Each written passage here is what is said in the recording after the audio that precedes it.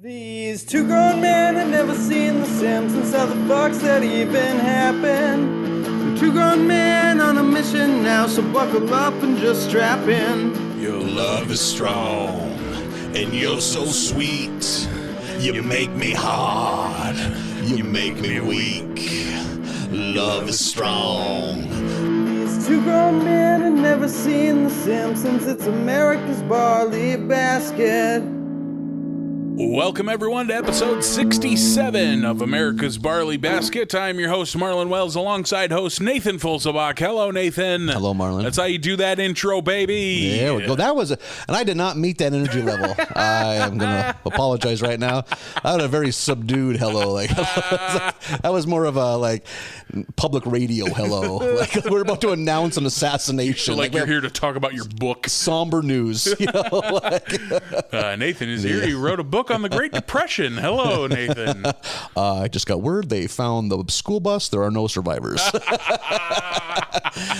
Episode 4 of season 3. Millhouse has bought a unicycle. Oh boy. We need a hard swerve here. There'll be some real chuckles in this one.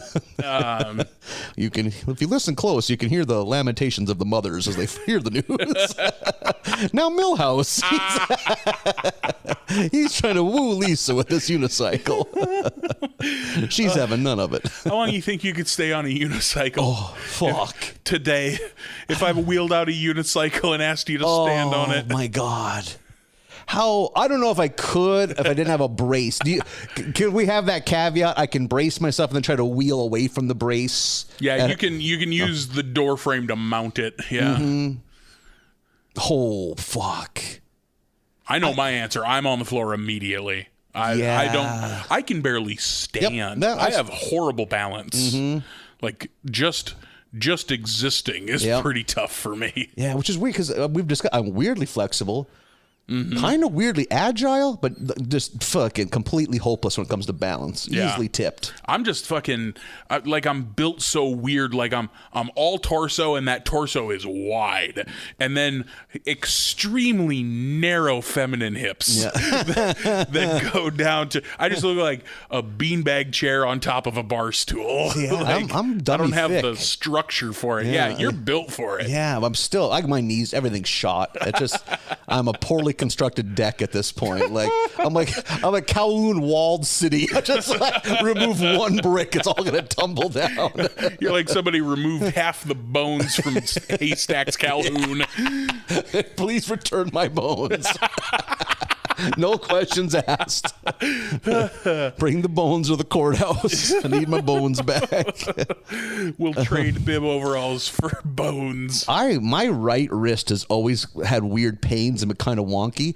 And then one time I went to the chiropractor, and apparently part of the scam was he had to take a bunch of x-rays, even though it was just my back that was bugging me. But anyhow, I remember him looking at my right arm. He's like, whew. And I'm like, don't make that noise. But he's not a real fucking doctor, so he can't give it. Well, there's just, did you hurt your wrist really bad? I'm like, yeah, when I was like 7, I fell off the fucking monkey bars. But arm hurt for a whole school year, but I don't think we had health insurance. So I remember being told that'll go away. That'll be fine. That was a big part of my childhood. Was my dad calming my mom down. These kids don't have to go to the hospital. Oh boy, that's too real. I punctured. Oh, this is gnarly, especially if you grew up on a farm. Like the tongue, like the flap on the tongue of a pickup box trailer. Sure. Yeah. I was playing tag, chasing my cousin, and I jumped, but I caught my shin on that knife that sticks up, punctured my leg on that fucking, I remember it pulled out and there was like things connected, like pus, and I remember that when you're a little kid and you're more alarmed than crying because I gotta do I'm in trouble. I gotta do a diagnosis check. This is gonna involve a trip to town. And my mom I'll get in the car, we gotta bring in. My dad showing up like he sensed it. Unnecessary stitches. But if you look at there looks like someone put a cigar out of my shin 40 years later. It's like, I needed stitches.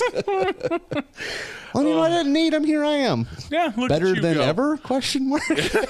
What I'll say is that hole in my leg is not what held me back in life. Oh, okay. Yeah. I didn't lose on a fucking scholarship because of that. You are a sum of all of your experiences, I didn't really. miss out on a lucrative jean short modeling career because I didn't have flawless shins. Could have been out here advertising man prees, but no, I got that one shin.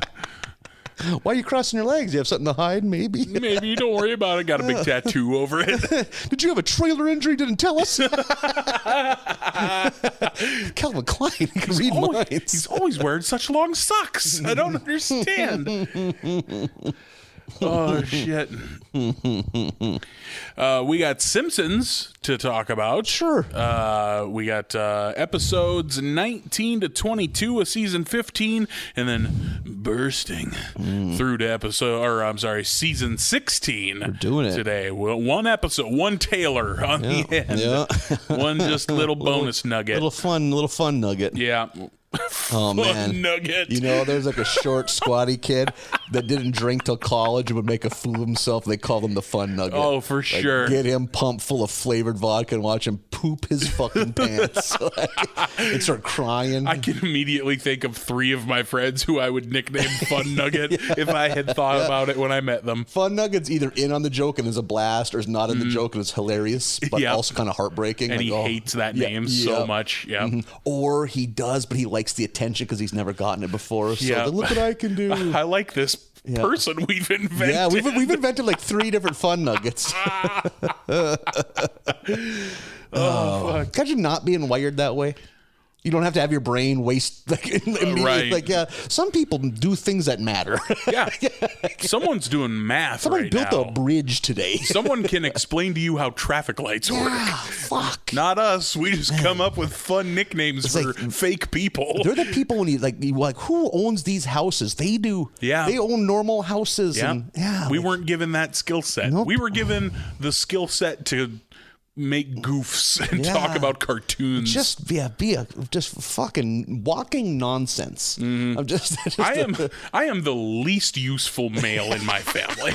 Either side, dating back generations. Like all of my male cousins, diesel mechanics, power line engineers, like everyone is more useful than I am. no one that really fell onto the liquor well too deep, or no? Never fell deep enough to be hopeless. fuck everything up, I guess. Okay, well, But- hey, good for them. Yeah, no, I'm happy for him. Like if my car starts making a funny noise, there's some calls I can make. Yeah, see. But if anyone needs help with anything, nobody calls me. Unless it's like, hey, can you think of the DuckTales theme song off the top of your head? Rarely comes up on the farm. Exactly. Yeah, not something Grandpa calls about very often. That's not your fault. You need a bigger family. That's just you don't have enough cousins. See, I always have like 2 or 3 cousins that are going to have to pull a miraculous Hail Mary not to be the disappointment of the family. So I got that going for me. Aunts and uncles needed to crank out a few more to get a few more duds. You need a couple. Didn't make it out of the assembly line right. So you are correct. We're starting with episode 19, Simple Simpson. Simple Simpson. Episode begins with them watching TV, a very popular trope with The Simpsons. Yep. Love all of the TV jokes here. I think the show's called Idiot Island. Promiscuous Idiots Island. Idiots Island. Oh, that's much better. So good. And boy, again, I'm gonna miss when we're almost caught up, because I like these throwbacks to pop culture. Like, Seeing these bad reality shows. This was of its time. So much sure. of this shit. Like, This is what, 03? We still in 03? Or are we into 04? early at this 04 point? now. Yeah. Early 04. Yep, spring of 04 probably. So yeah. Like all those bad, and Fox was notorious for having like, let's take ABC's popular show and just make it trashier. Yeah, like let's slut it up a little or something. Exactly, yeah. The line out of Marge here when they're going to do the big reveal in the final episode, Marge says, "Get ready, skanks, here comes the truth train." Oh, yeah. Oh, shit, that's funny. So good. I don't know that Marge would say skanks, but I'm glad she did because it was very funny. One of the commercials during this show is for like a Willy Wonka-esque golden ticket for a pig processing. Oh my god! This entire bacon commercial is so fucking just good. such a great where there's a conveyor belt leading them into like a meat shredding thing. If you just notice, Ralphie's is up there in between two of the pigs. Yeah. Come see the 5-story pig shredder. Jesus Christ! Just this pig mulch. Yeah, just pig mulch is the right word. Oh shit. My God. Think you could work in like a big industrial butcher shop? I think I could. I don't know that I could work in like the big, just fucking assembly line butcher shop. There's one in West Fargo that's always hiring, so you can find out if you want to work there. Well, there used to be a gigantic one that went under about 20 years ago. Yeah. That's why everything's the Packers there. Right. School names and everything, because they were the meat pack in town, you know? Like I for sure could work at the, like a local butcher shop where you're preparing the pork chops to sell. Like you have a meat counter. the last step of the chain. I could work there for sure. How about like this? Would you rather work $20 an hour at Walmart as a cashier, or $20 an hour being assemblyman 17 on the hoof shredding machine? Probably that second one. Yep, honestly, me too. Totally, me too. Yeah, like dealing with animal viscera is better than dealing with dumb people. Mm-hmm. I'd rather split 100 beeves a day. Yeah, exactly. Than deal with one customer. Yeah. I worked with a guy that worked at the Fargo, and also the slaughterhouse was a very good paying job for a job that you didn't need a degree in anything. Because I asked him, why did you come here to work? Because he left for a job that paid significantly less. He's like, I'll tell you why. I did a job in the cattle processing part, and he worked in like almost like a meat chute. And someone that didn't do their job right had let a chunk of like bone fall that perfectly covered the blood drain. So and it would happen. It sucked, but it was busy. And it was like, what you got to do is you got to kick around to kick it out of the way, and then it'll drain out. Clear up the blood drain. But it's like we were in a hurry. I wanted to get this shit done, and the blood kept building up enough to it was about 2 feet deep. And I went to go kick it, and my feet went out from under me. And I did a full head under in the blood viscera bath, full on carry. And he said, "For the full no shit, yeah, totally carrying it up there." And he said, like for like the next 2 days, I had blood in like caked in my ears and my nose. It's like nope. This is a good paying job. It's not great. I'm not building generational. I just have a slightly nicer snowmobile than my buddy. Like, I don't need this. I drank a gallon of beef blood that day. Oh God, I got so much iron. Oh yeah. Like the only job that I wouldn't want to do at that place is the very first couple of steps. Like once a carcass has no head and hide, no on it, and no guts in it, I'll take it from there. Like the breaking, the carving, all of that. It's boy, do I not want to deal with the first couple steps. If that was the easiest job, I could do that. Like I could probably force myself to do it. Yeah. Just stick fucking earbuds in, playing some Slayer or something, because you got to listen to that kind of thing if you're knocking cows in the head all day. The best is like all it would take is like, we'll give you dental insurance. Sold. Yeah. Like, you know how hard it is to get dental insurance? Something every other normal country probably takes for granted. Yeah. Just like, just go to the dentist. You're going to fix my luxury bones for free? All right. Ooh, look at me, bell of the ball. A new pair of glasses every year and a new tooth whenever I gotta have it. Won't black out when I'm eating toffee anymore. Look at me. You know my love of toffee. I need my toffee teeth. They're the most important tooths I have. I can't be. You ever tried a gum coffee? Or toffee? That's no good. Trying to fucking give a soft gum job to a score bar. That's not gonna work. That'll get you kicked out of a gas station. Just slurping it in the entryway, just sucking on it like it's a lollipop. Yeah, we're almost there. Talking to your own reflection in the glass. Patience. Soon the toffee will melt. Soon, my pet. Yeah, they think it's bad then. Wait till the toffee starts to melt and you get excited. There it is. You don't even hold it with your hands. You just kick your head back. Just Get your hands off me, pig. doing a body heat melted toffee gravity feed. Fluttering your arms like a little bird. Who's going to get him out of here? I can't eat hot stuffed pizza around this. You can't come to this Maverick anymore. Oh shit. Oh, I do love toffee. God help me. It's good. Tough to go wrong with some good toffee.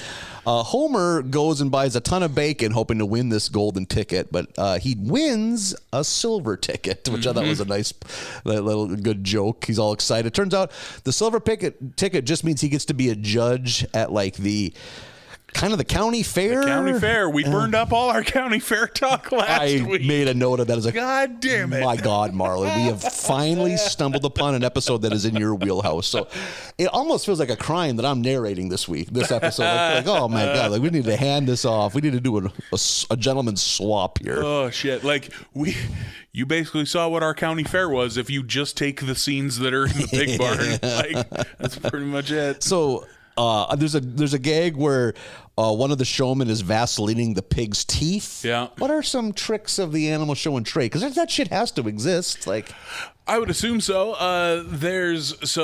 Showing cattle, you would wash, like as far as day of the show kind of things. You wash, you blow out. You got a big fucking industrial hair dryer essentially.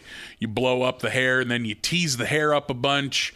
You're essentially trying to make the animal look bigger than it is with its own fur. Doll it up. By really blowing out the hair.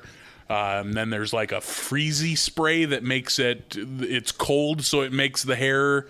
This is not good for podcasts, but I'm illustrating with my hand. Makes the hair kind of stand up. I thought you were gonna make the teats pretty. Oh, look at them poking out. She's only 17 months old. Outside of that, there's not a lot of tricks. There's you'll definitely, if it's a black animal, like a black steer or cow, you'll definitely. It's not spray paint. It's meant for this. But there's some black spray to cover up any imperfections. Blotches. Yeah, some Ronco spray on hair that you're using. And then it's funny because the judge's hand by the end of the day is just fucking black. Just this one pitch black hand. That means later that night his dick is black. Oh, those firm haunches. Gonna have us an Angus yank here. Free range yank. Certified black Angus. It's USDA certified dog. He's barely making words. Just You don't even have the door to your pickup shut, bro. Get out of this parking lot. Bouncy house right there. My apologies. You're at the street dance. What's the matter with you? There were definitely two tricks that you heard about that were like illegal and that you should keep an eye out for amongst the like cattle showing world in order to make them look bigger, especially market animals where like muscling is the thing you're advertising. There were reports that people would inject air under the skin to make them look more muscled, or just beat them with and make them swell up. Oh my fucking God. Right? Fucking animals out there. So I ask you, who's the real animal here? Man. Yeah, always. I'm going to need a quick breakdown on bovine maturity. So calves are born in the spring usually. Generally speaking, born in the spring. Did they start to reach physical maturity? Like when about? It depends on what you mean by maturity. Like, okay, well, you break it down for me. We got time, baby. So, like you can breed a yearling, like like a yearling heifer. Okay. You know? So like when do they get udders? Like when does a cow get udders? Like during their first pregnancy. Is that? Yeah, I was just gonna say like. That has to be after, like, because why would that form before you've had a calf? Right, yeah. And like beef cattle, you know, they swell up when they have a calf and deflate when they don't. You know, interesting. Really, like it's much like humans. Yeah, like even like a lay person could significantly see a difference. Right. Oh, okay. Yeah. I didn't even realize That's that. the way it is in beef cattle anyway. Dairy cattle's a whole other thing where they're meant to be producing all year round. It's like, when is a bull, like if you don't take their nuts and let them become bulls? How old are they when they're fully about as big as they're gonna get? Maybe never. Like a yearling bull is definitely smaller than a 6-year-old. Is it? You know? Yeah. They probably top out around 4 to 6 years old. Okay. Maybe not going to get any bigger. And how long can you expect a bull to keep at it? Like, when they, I was wondering what what at it? verb I just you were mean gonna throw being in a there. big strapping bull. When do they start aging? When is it like, oh, there's an old one? Yep. Yeah. Like, About like any other, about like a female, which is start to looking old around about 9-ish. okay. Oh, really? Yeah, and by 12 to 14, they're down the road. Oh, okay. They can make it that long, huh? Yeah. Like Like a 12-year-old cow's a fucking old cow. but could they still have calves? Yeah, but it's going to be one of the last. Interesting. Okay. This has been Cow Talk with When we started this podcast, this was not the plan. I mean, 55, 60-minute tops, you know. You would be stunned by how much of this I am shocked I remember. Yeah.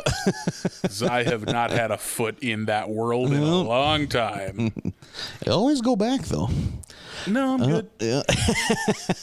So just like a regular county fair, there's also other ridiculous kind of like contests and presentations, including, is it a table setting or place setting contest? Place setting contest. Yeah, which probably isn't a joke. That probably does exist. I'm sure that exists somewhere. And Lisa has made a very ornate place setting, and because she's a type A person, she just assumes she's on the best. She's put the work in. She's going to win.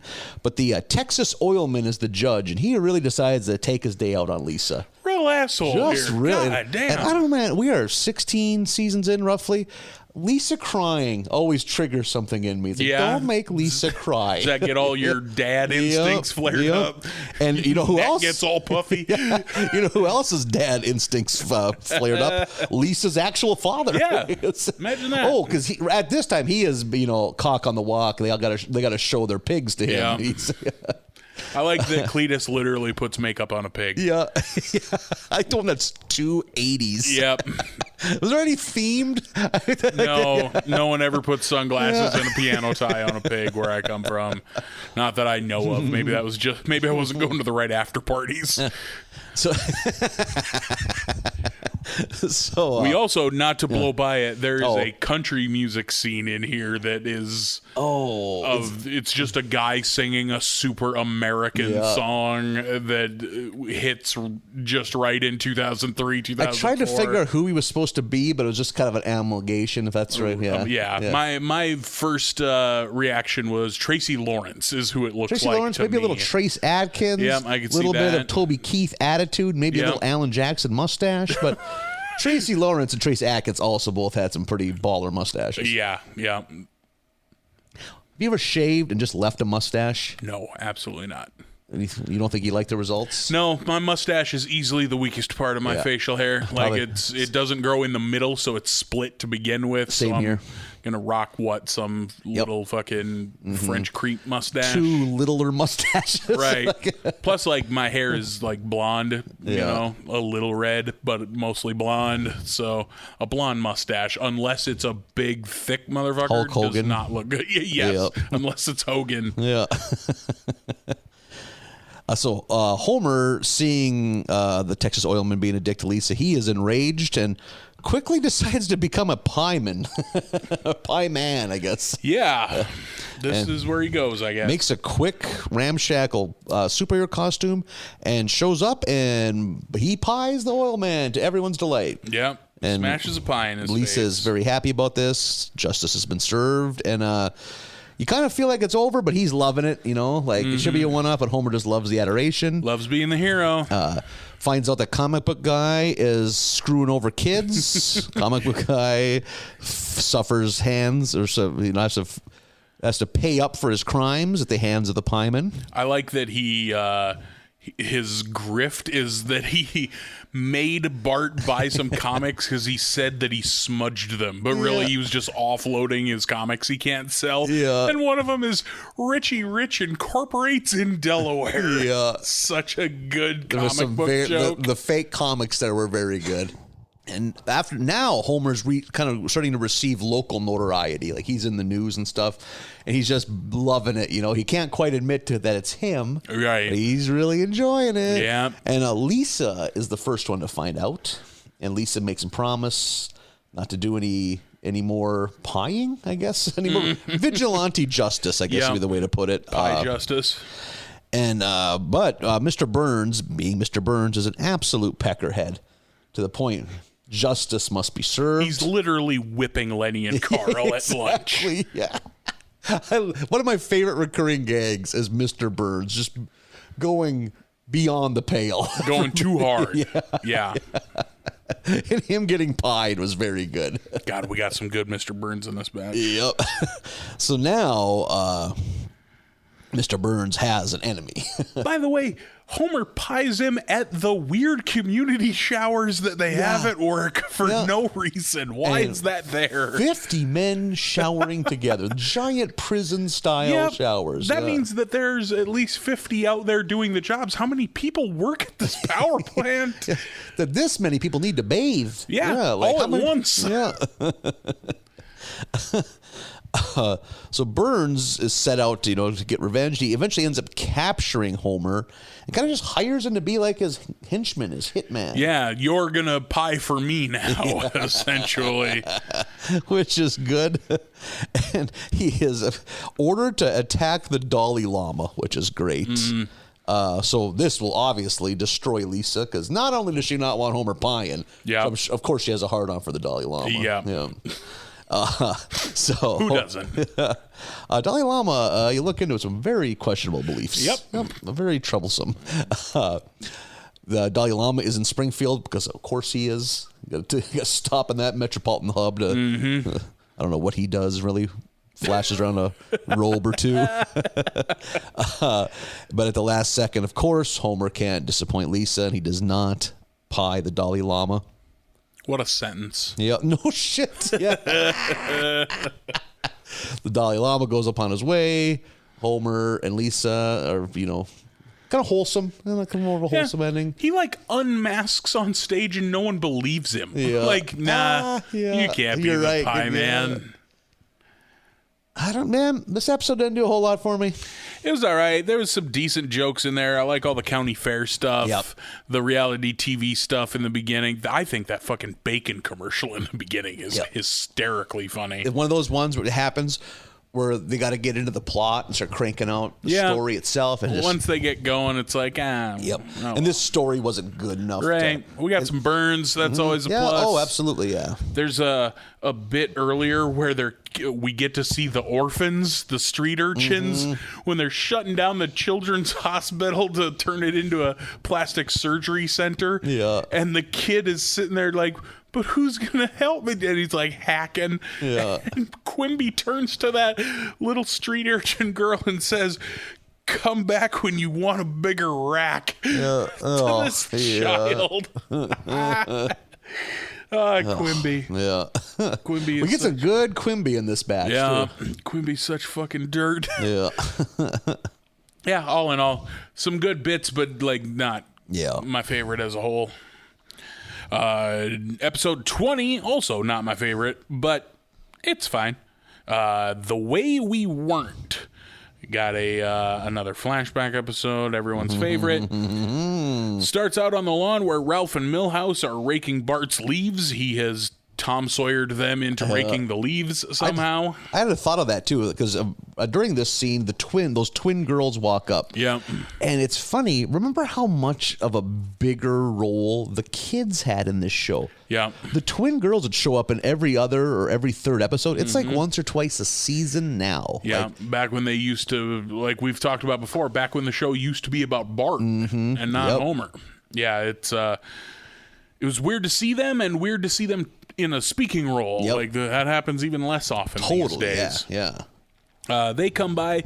They have a cousin who likes Bart. Now we're up in the treehouse playing spin the bottle. And Milhouse spins that bottle and it lands on the cousin of the twinses. And he goes, "Ooh, hope you like the taste of ringworm medicine." Yeah, I died. Oh, Milhouse is so good. Yeah.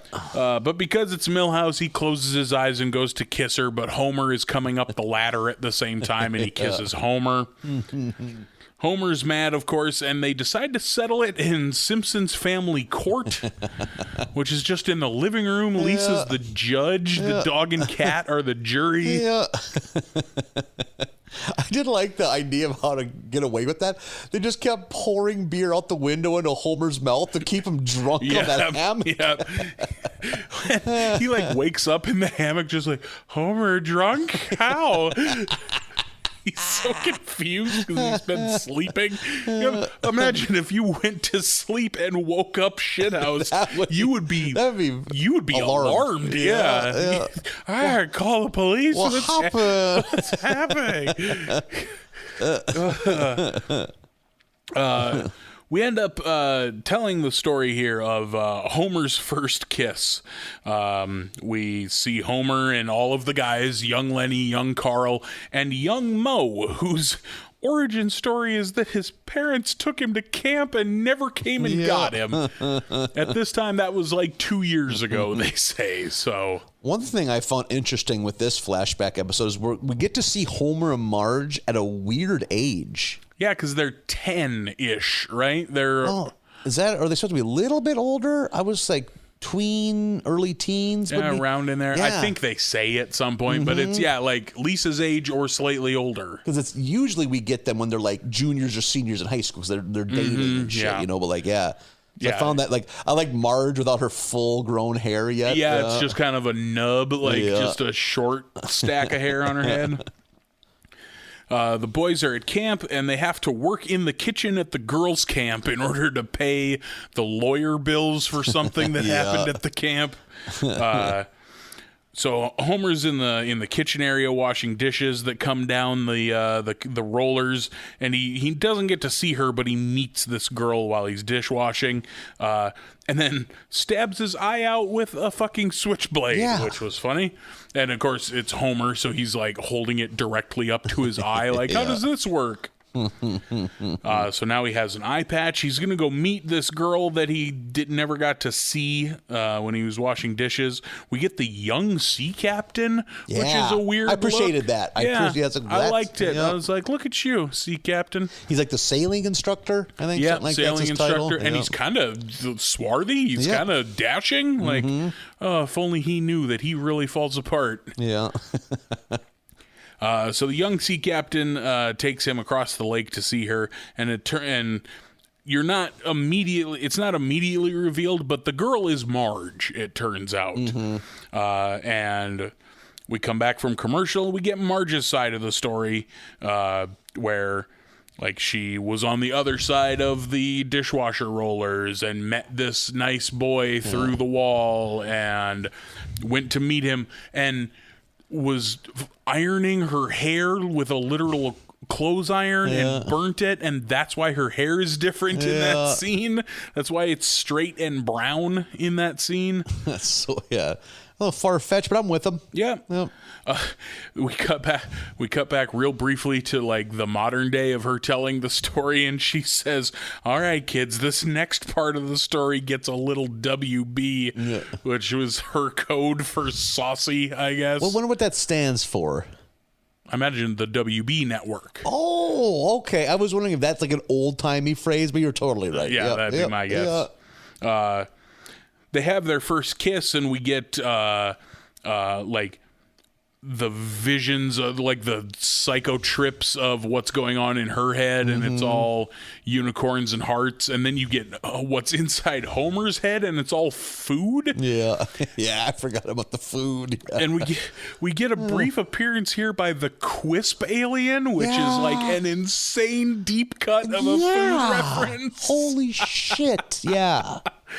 like, because you also get like, oh, he drinks all of the Kool-Aid out of Kool-Aid Man, and there's a few branded jokes. But man, when that fucking Quisp alien showed up, I was like, get out of here. To the point I didn't believe that's what it was. Like, oh, this must be something I'm not remembering that's a more relevant pop culture. Nope, that's the fucking Quisp alien. Damn straight it is. You ever had Quisp? Quisp came back in the early aughts. Did it? Yeah. Quisp is fucking good. I remember seeing it around.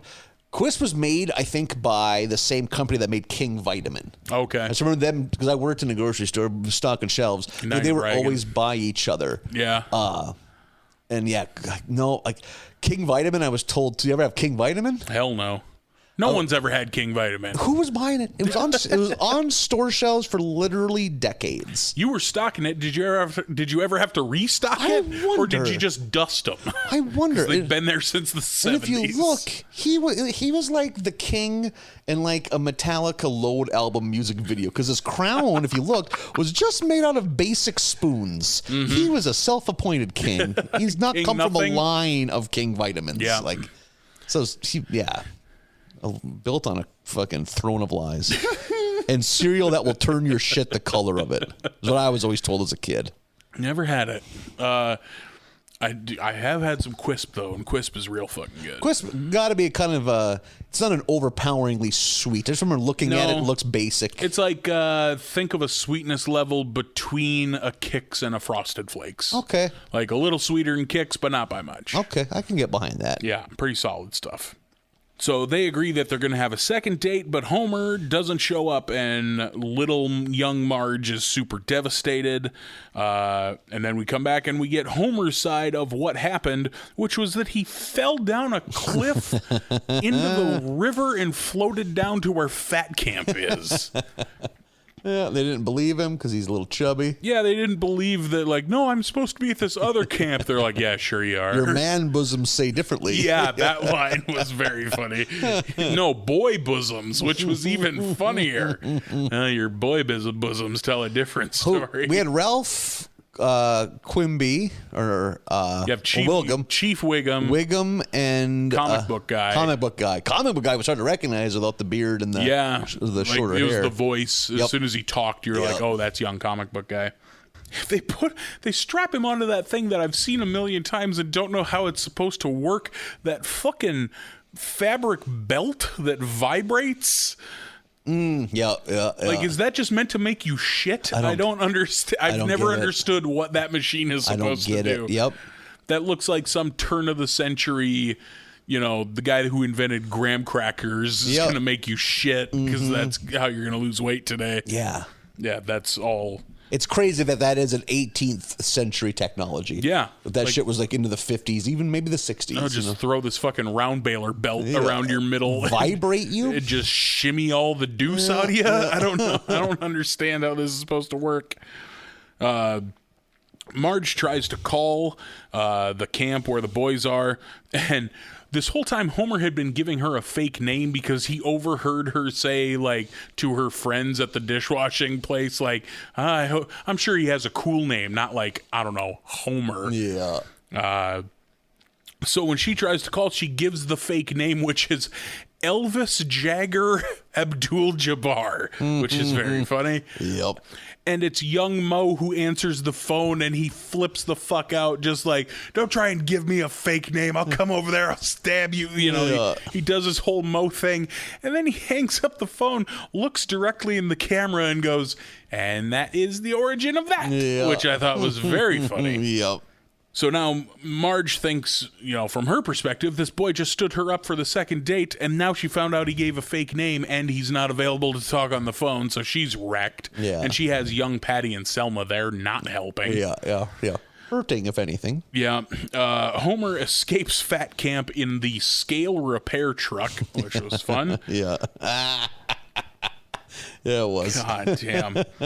And he gets to the camp just as Marge has left. And then we get back to modern day where they're just in bed and like Marge is upset and Homer's trying to apologize to her. And then she's talking about how like, I held on to that pain all these years and you didn't even care. But he opens up his memories box and he has the half of the heart-shaped rock that he gave her that broke. Yeah. And she still kept her half. Aww. And they put it together and they have a sweet ending. Yeah, very wholesome. Yeah. Yeah, I had one time had written, oh my God, I cannot stand how to, like, well, I guess it's gone now because I erased it. I cannot stand these goddamn flashbacks. And then I erased it. I was like, this was tolerable. This was totally fine. Way better than I thought it was going to be. Yeah, I thought it was a little convoluted. And I have trouble believing that Marge is butthurt about that after 30 fucking years. Yeah, like, that's a good point. That's tough for me to believe. But yeah, as a whole, the jokes were fine. Just fun to see him at that age. Yeah, it's kind of like those weird anthology episodes we do every so often where it's like, it's just fun to see the characters cast essentially as something else. Yep. You know, young Wiggum not being able to do push-ups and collapsing, you know, like it's all fun.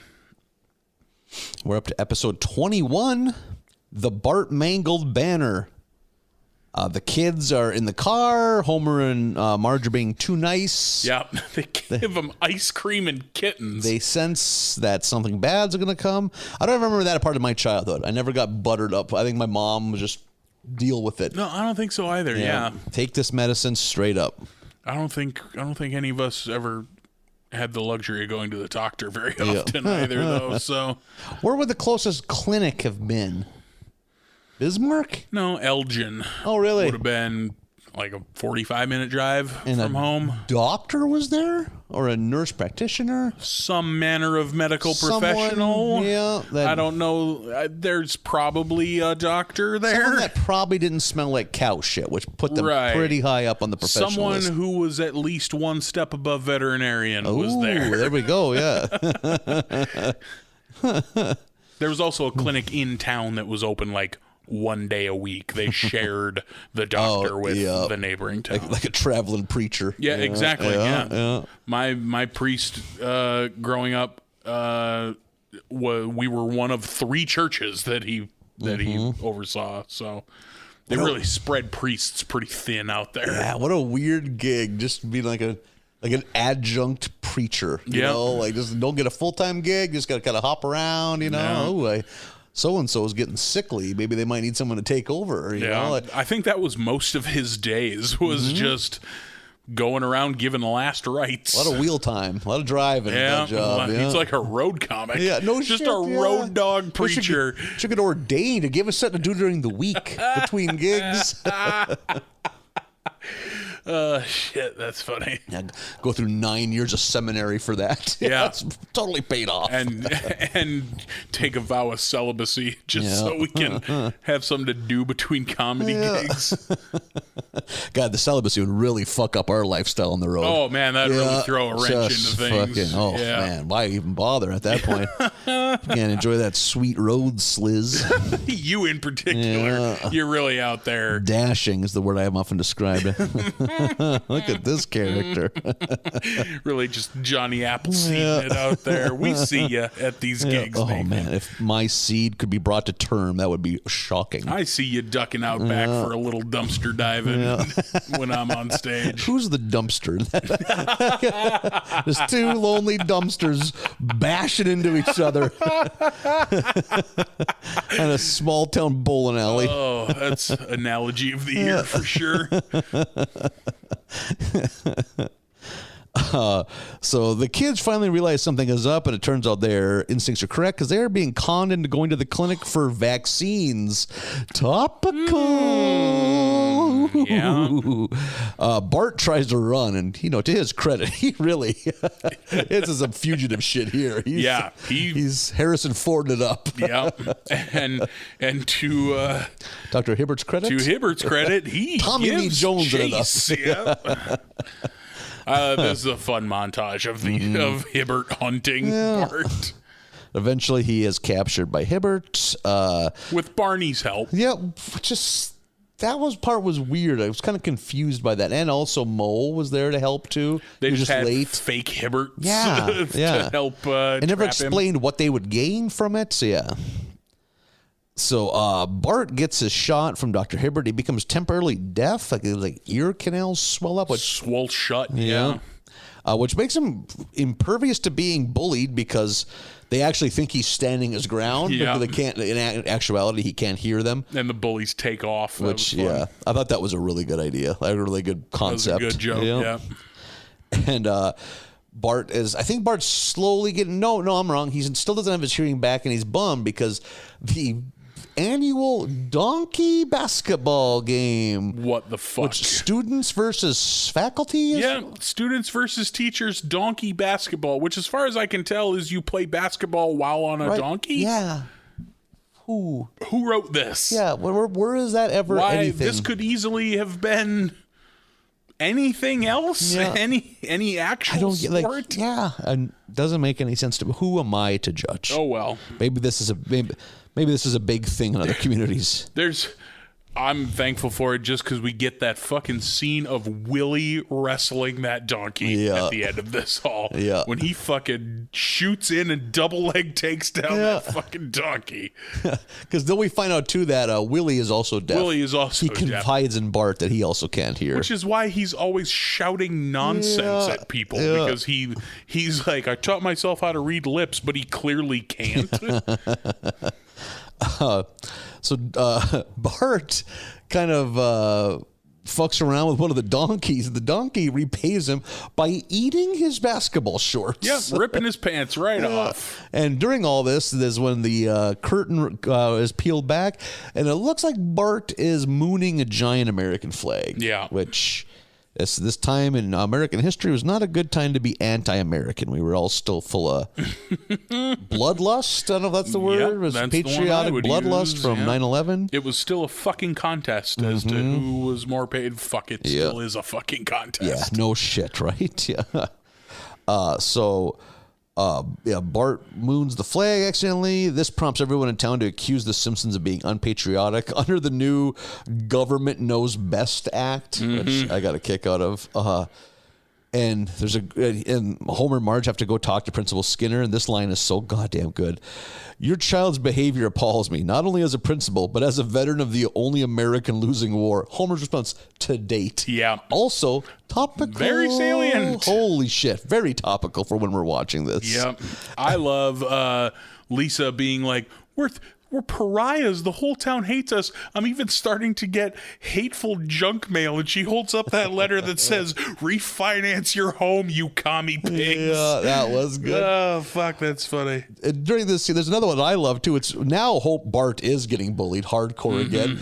And I can't remember which of the bullies says it. It's like, why are you picking on the moon? Why'd you diss the flag? It partied on the moon. Yeah. That's such a great reason for a kid to like the flag. Yeah. It partied on the moon. Much like when Bart cut off the head of the Jebediah Springfield statue. Yeah, all of a sudden they care. Yep, the bullies really rally around a fucking cause. Yeah. And there's a scene early on around this part of the episode too, where Marge goes into the Quickie Mart and Apu's kids are running around, and she starts calling them by their names. Like, oh no, Marge, those are their pre-witch hunt names. Yeah. So now they just all have basic bitch white people names, and like obnoxious, like Liberty is one. I forget the rest, but they're fucking ridiculous. Yeah, I enjoyed this episode. So did I. This episode, I think, especially if you think back to late 03, early 04, this episode is relatively spicy. Like with all their shit about like, look how fucking ridiculous it is that who has the biggest flag is the best person. You pieces of garbage. What's wrong with you? Indeed. Especially where it goes from here. Yeah. So they think it'd be a smart move to go into some right-wing Fox Newsian type show, which now not only do people hate The Simpsons, they hate Springfield. Yeah. And that's what really fucks things up for The Simpsons. Especially with how hard Marge goes in the paint on that fucking TV show. Yep. So the Simpsons the feds are now intrigued by them, and they burst in, and they are taken away, and they're sent to a re-education camp, which I'm assuming is supposed to be Guantanamo Bay. It sure looks like Gitmo, yeah. But then when we see it, it's also it's Alcatraz. Yeah. So they get in there. There's a handful of good gags while they're in the re-education camp. I do like that there is a talent show. Yeah. I love the idea that there's a talent show. I like all of the other characters that are in this re-education camp, like Bill Clinton and Elmo. Elmo is a fun one. Yeah. Oh my God. How excited were they to make Bill Clinton jokes again? Oh, thrilled, just no doubt. Outraged. Just so To their excited. credit, they didn't gorge themselves. I think they only made like one joke at Clinton's expense. And they also get to make French jokes. What a day for them. What a day. Yeah. I bet they were so happy. Must have been somebody's birthday in the writer's room. And there's kind of this kooky old, like, prospector type characters, how I imagine him. Long white hair, big scruffy beard, hooting and hollering. Turns out he's the last registered Democrat in the United States. He's when he just breaks out, tax and span, tax and span, woo! Like, he's like the old prospector in Blazing Saddles. Yep. So the old time Democrat tells him that the time to escape is during the talent show. And they do kind of like a 70s style family musical dance like number. Like a Sonny and Cher style number. And they escape through some kind of catacombs. And they're like, okay, we're going to have to swim for it. And they don't think they'll make it. There's too many guards. And then a giant ship comes, and it's the French, big French freighter. Yeah. We also hate America. Yeah. So they get on, and they become part of French society, which I enjoyed that. You know, they're just going to blend right in. Enjoying themselves in Paris. Enjoying all the things that come with French culture. Honestly, the thing that hit me hardest during that scene of them all just eating dinner in Paris was like, boy, I miss bread. Yeah. That's all it was just like, look at that cartoon baguette. That looks delicious. The French enjoy bread. They do, I know. Enjoy a lot of bread. Bread and wine. Europe enjoys a lot of carbs. Yeah. They like the Italians, they're just horsing that shit now. And they're way healthier than us because they can also go to the doctor. They move, too. They walk places. Yeah. They don't just propel themselves out of bed and run to their car and lay down in it. Here I am. Now I'm safe. I bet if I really tried and didn't have any errands to run, I bet that like I could strap on my Fitbit and clock less than 40 steps in a day if I really put my How many mind steps to today, it. Fitbit? 14. Fuck me. From bed to the recliner to the fridge, I bet I could clock less than 40. Like, you need to just have your fridge in the living room tipped on its back, so it's like half coffee table, half fridge. Just reaching in for snacks. That's not how I'm living my life. I went to the gym today, just for the record. There you go. Keep it on record. Yeah, 4 days a week, baby. I'm not. I want baguette. I just want baguette so bad. Daddy wants bread. So the Simpsons, they do tire of France, and I enjoyed this episode, but this last minute or two, I didn't get Fucking it. fell the fuck apart. Yeah, like so they're immigrating. we didn't back. resolve anything. Yeah. Like Exactly. What? Now they're. we get to make some fun jokes because essentially they just like hop on a ship like turn of the century immigrants would have, and they're all dressed old timey, like they're all dressed in Gangs of New York style clothing. Bart's like a little ragamuffin. Yeah. And they're sailing into they're sailing past Ellis the Statue Islander, of Liberty. yeah. Yeah, there we go. Being like, oh, this new land. I'm excited for this new opportunity. They're acting like they've never been there. It just. And then they play Coming to America, which isn't a fucking good song. Neil Diamond's not good. I don't like Neil Diamond. Got a couple good ones. And then that's it. Yep. Have I ever talked about my friends that had a run-in with Neil Diamond? They run-in? They worked at a concert venue. Okay, And no, I'm sorry. that makes sense. They weren't fucking stock boys. They were working. I can't remember who was working what show they were at, and whatever one of the performers was being kind of demanding.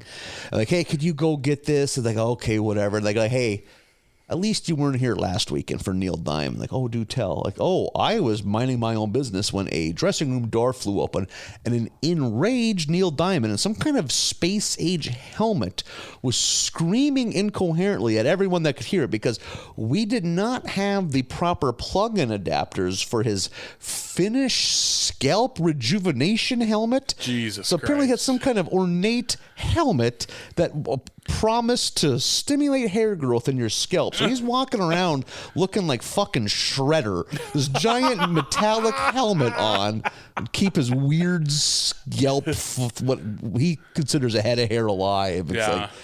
It's like your hair just wants to die gracefully. It's like, why are you forcing it to live that life, Neil Diamond? I for sure am going to Google Finnish scalp rejuvenation helmet because I'm interested. You got my attention. I'm going to fight balding tooth and nail, Nathan. There you go. You can pump me full of every drug. You can put me under the knife. I'll do whatever it takes. Well, I think instead of taking the few wisps you have and mixing it like cotton candy to resemble a full head of hair, get plugs. Get fucking plugs.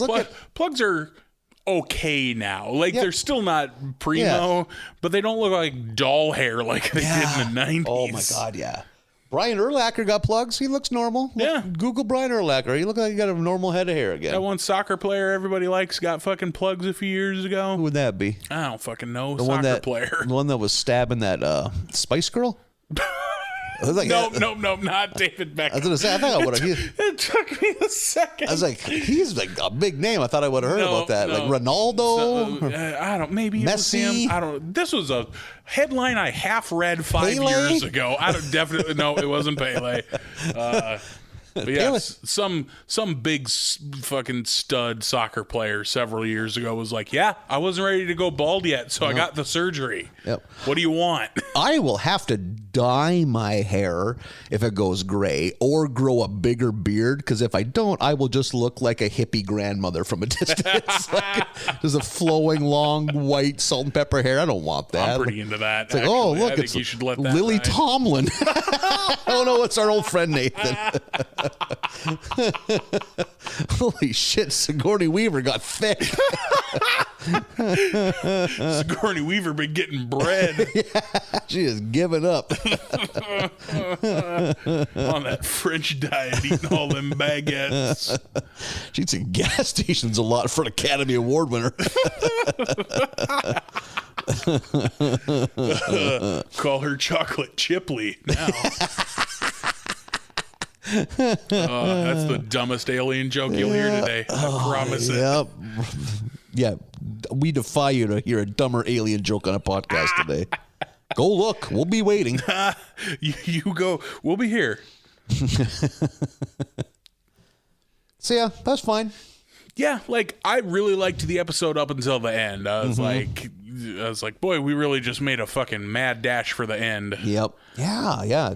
But I liked all of the fucking, oh, you're going to ostracize us because we have the gall to say America's not perfect and we have things to work on.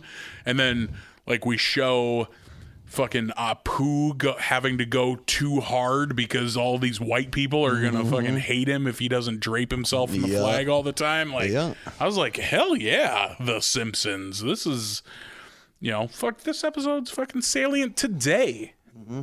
Good for them. Their Mad Magazine roots showed in this one. Mad Magazine was all about like thumbing their nose at authority. Yeah, they. I feel like they're very rarely like real cutting satire, but this one was like this one kind of made me perk up a little, be like, oh, okay, good for you.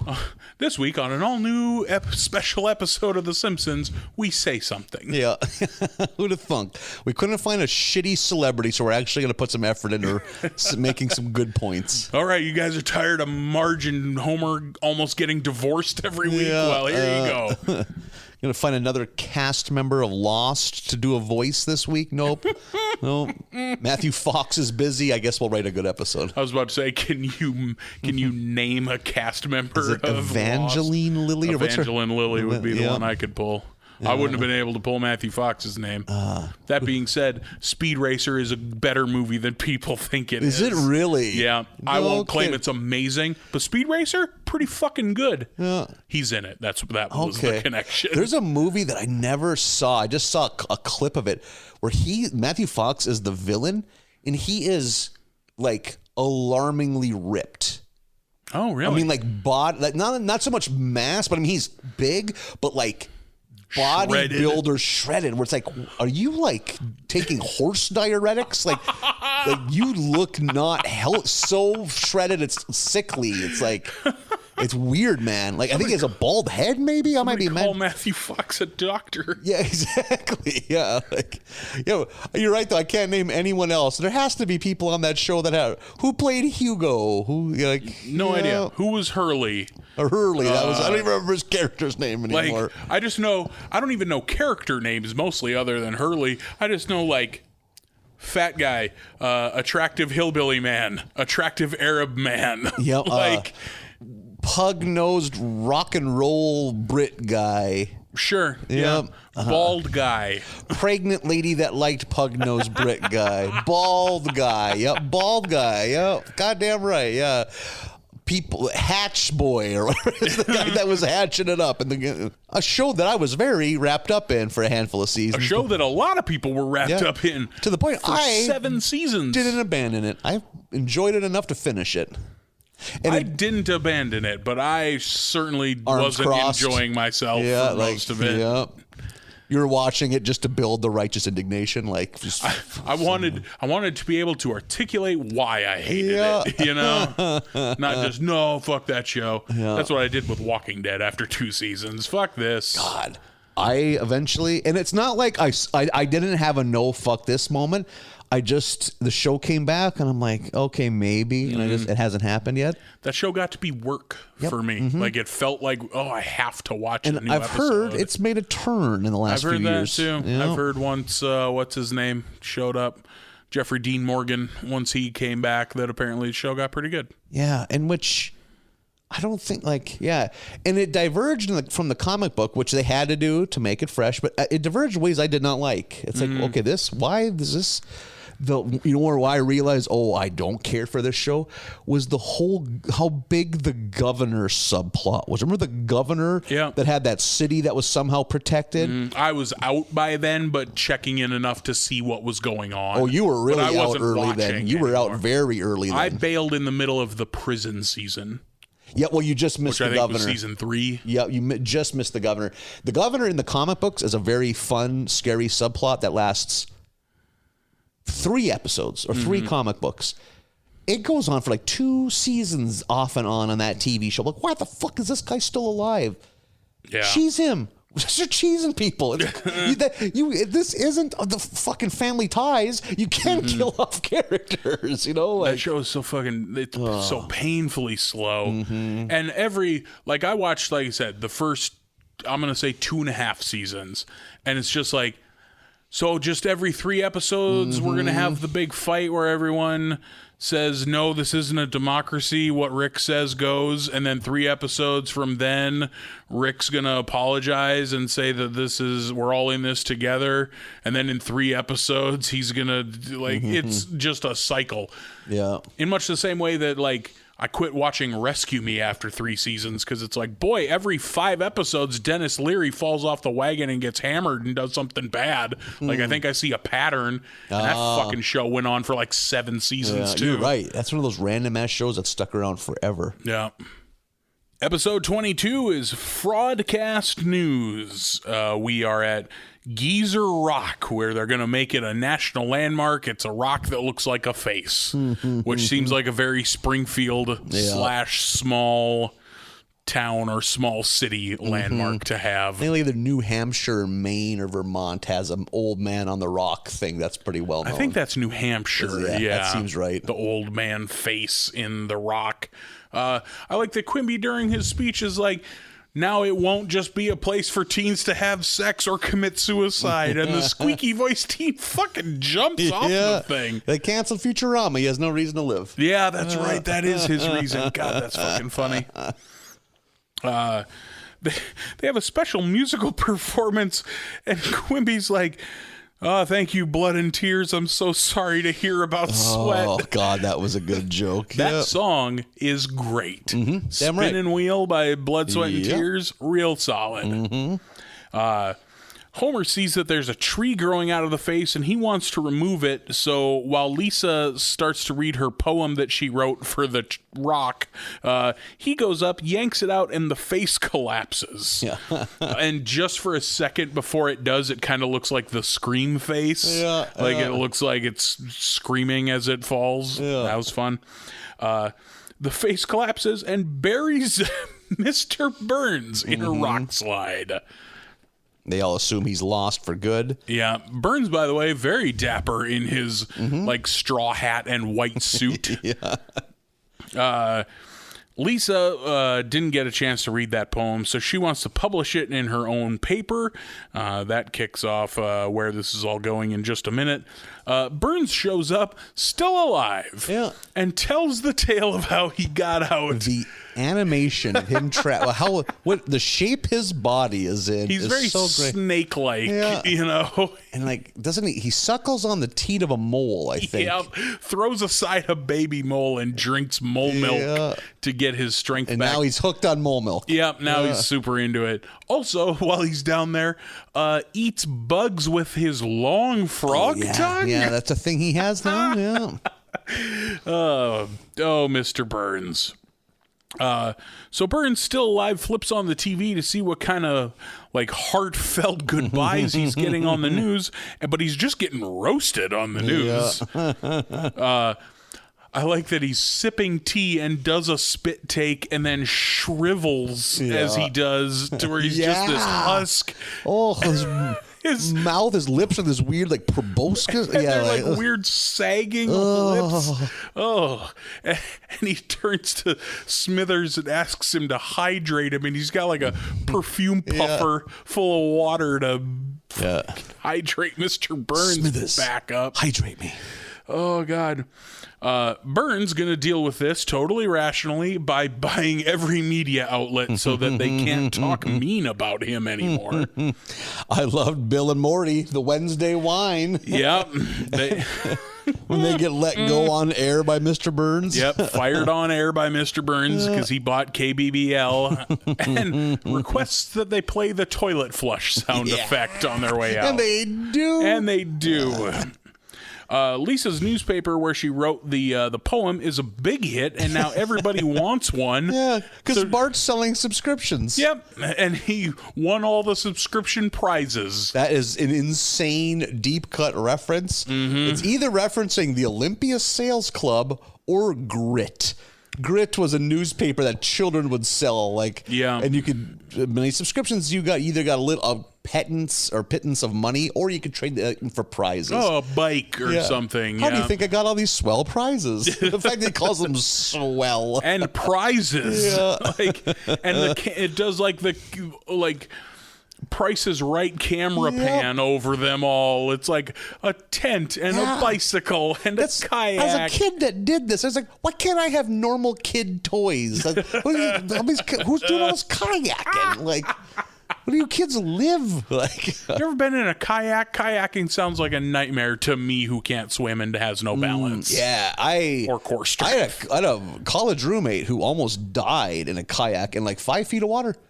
It capsized on him, and he's like, I didn't know what to fucking do. And now you're upside down. And he said I was just close enough that I could touch the bottom.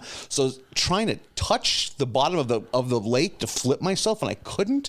And then by now I'm already exhausted. By the time I think of pushing my body out of it, his girlfriend happened to see an upside down kayak thrashing around. Came and saved his life. That's how I would die for sure. Yeah, I don't want to be in anything that constricts my legs in the water.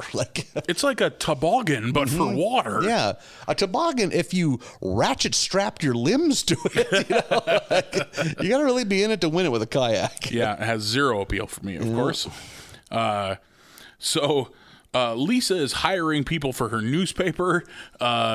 Fucking Ralphie just wants to be a fire truck, so she makes him like the movie reviewer or something. Burns buys KBBL and Channel 6. He fires Bill and Marty. He also buys the Springfield Shopper and the local Skywriter, who just writes "Burns is nice" up in the clouds, which is fun. I like that Mr. Burns cares what other people think about him. Yeah.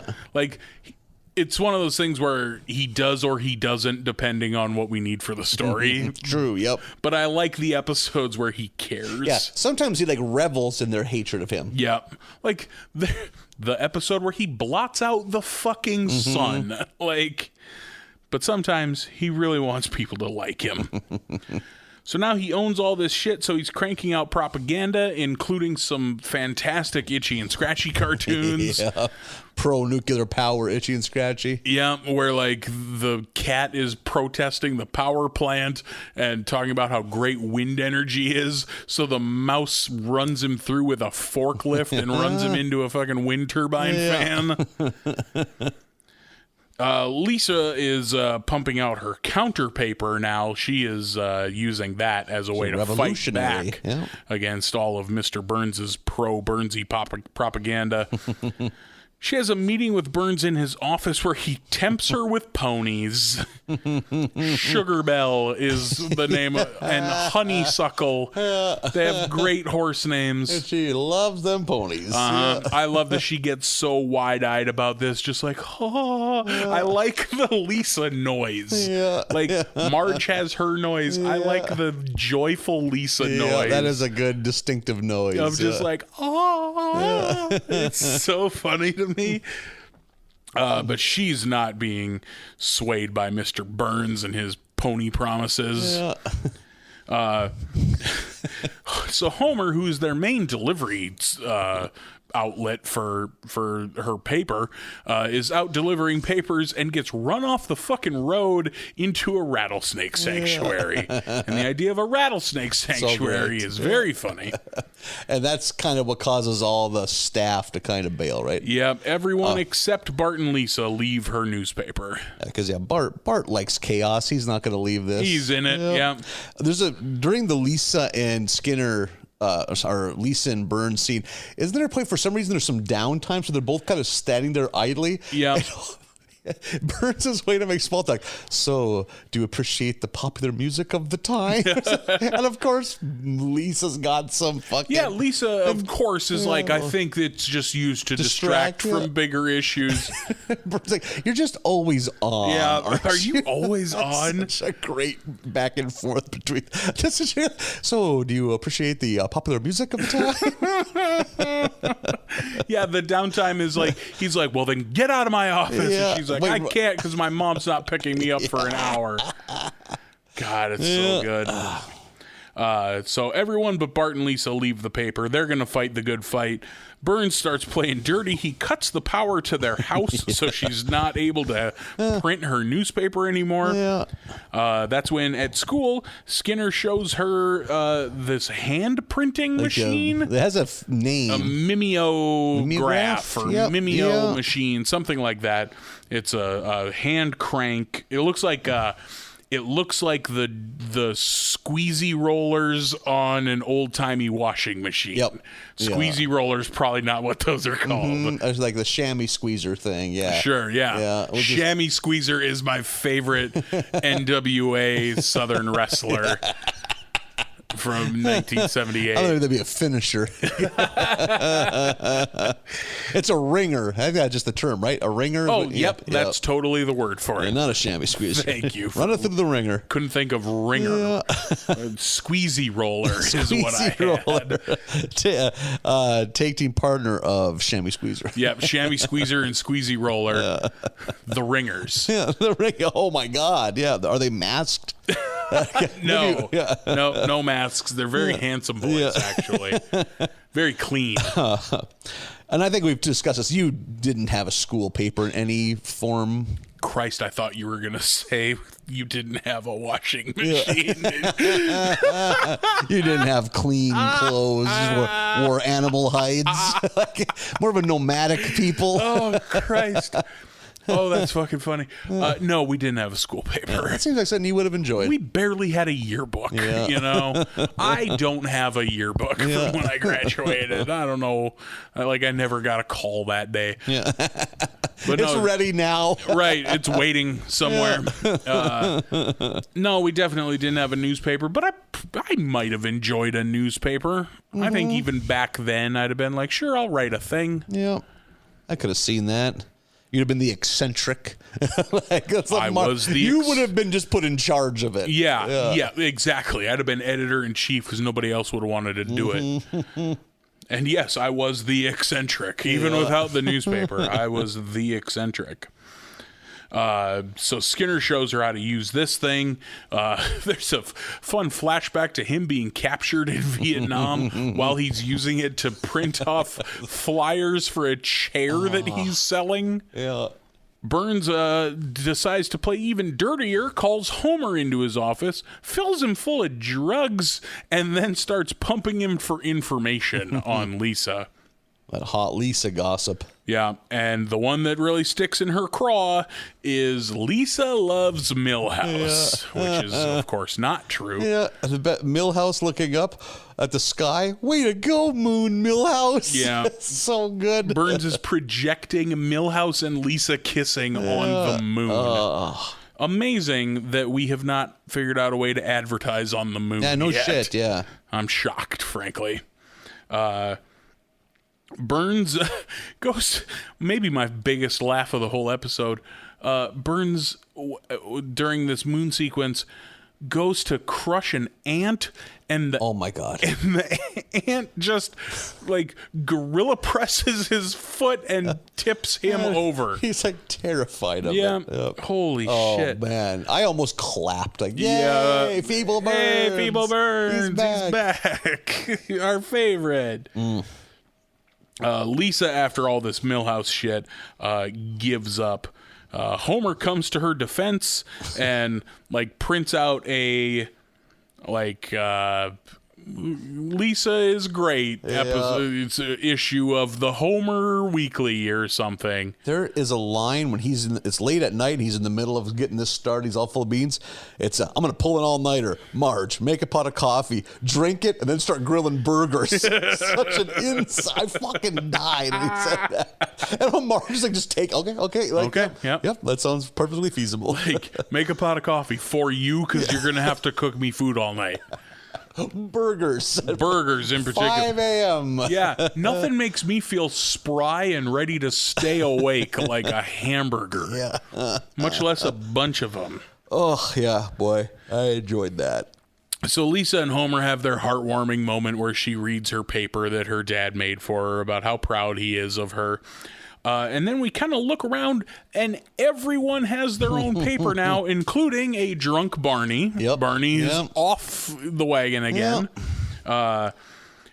The Lenny Saver. Holy shit, the Lenny Saver. The name alone. Yeah, when Lenny walks up with his own newspaper and unfurls it, and it's a photo of Carl, and in big letters it says, "The truth about Carl," and underneath, "He's great." Oh, so yeah. Holy shit, I love the relationship between Lenny and Carl. What does Lenny say? The people need to know. The people need to know, Something like that, with a tear in his eye. Holy shit. The Lenny Saver is what I enjoy. Oh my god. And then you see in the background Nelson has one and Bumblebee guy has one. Everyone has their own newspaper now. So they're going to topple big media. Yeah, and Burns sees all this from his balcony and he says, "Well, I guess you can't buy all of the media." And then he says he praises Rupert Murdoch looks directly into the camera. Directly in the camera. Except him, he's wonderful, or whatever he says. And then we get a fun shopping montage where he's like, what the hell with it? And he and Smithers go shopping. Yeah, buy some fancy long coats. Yep. Yeah. Fun episode. I liked it. We get a lot of Mr. Burns, and I am here for it. Yeah, this is a real good bow on the end of season 15. A real fun Smithers moment earlier, too, when Burns gets buried by that rock slide, and Smithers goes, "Oh, not today. I was going to show him my tattoo." And he opens his shirt, and it's their two faces, and then it says, "The boss of my heart," over his heart.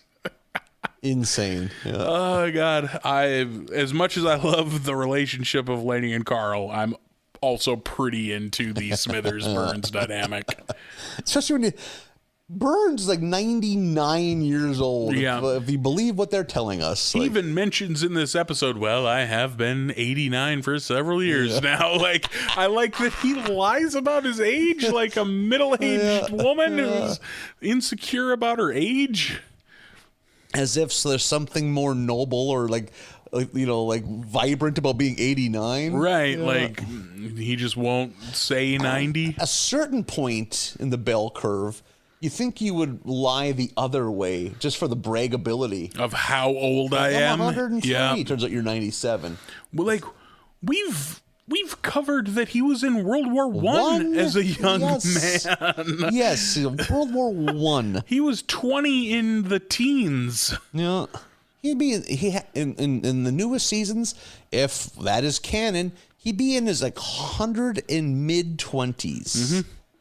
Amazing. Keep it going. Don't change a thing. Yep, exactly. I love it. I love Mr. Burns. Like, do you think we've discussed that? Eventually, is Grandpa Simpson not going to be a World War II vet eventually? Probably. Weird to think, but yeah, like. I don't know. I hope. Like, I know they do the kind of sliding time scale with Homer, because I remember reading.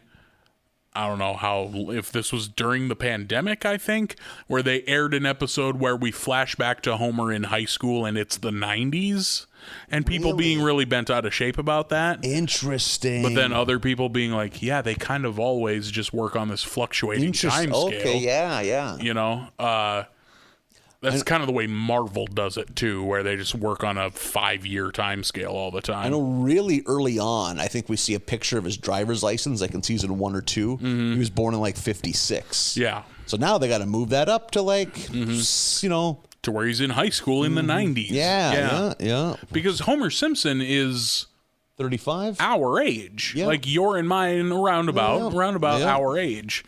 Boy, that's a fucking weird thing to think not, about. though? But yeah, so they kind of move it. But I hope that we don't move it for Burns and Abe. I hope they are 150 years old on TV right now. Yeah, that would be. Yeah, keep that going. Just play that into the ground. Yep, why not? And the Simpsons keep trucking along, and as do we. We're into season 16 now, Marlon. Yeah, we are. Sure are. Been the fall, November of 2004 is when this season would have debuted. Okay. Where are you at the fall of 2004? I'm in my sophomore year of college. I believe I am living in the dorms. Yes, for sure. This will be my second to last semester of college. Ooh, there we go. Yeah. For now. Like maybe if I decide, boy, I really want to be a veterinarian. Sure, then Magician. go to vet school. You know, magician school, clown college. Clown college. You know, yes. if I really get the urge to go chase a specific thing that requires schooling, I would go back. Make us all the promise on air right now. If you do that, you will live in the dorms. Just a 40-year-old man living in the dorms. We need that. I bet they are just.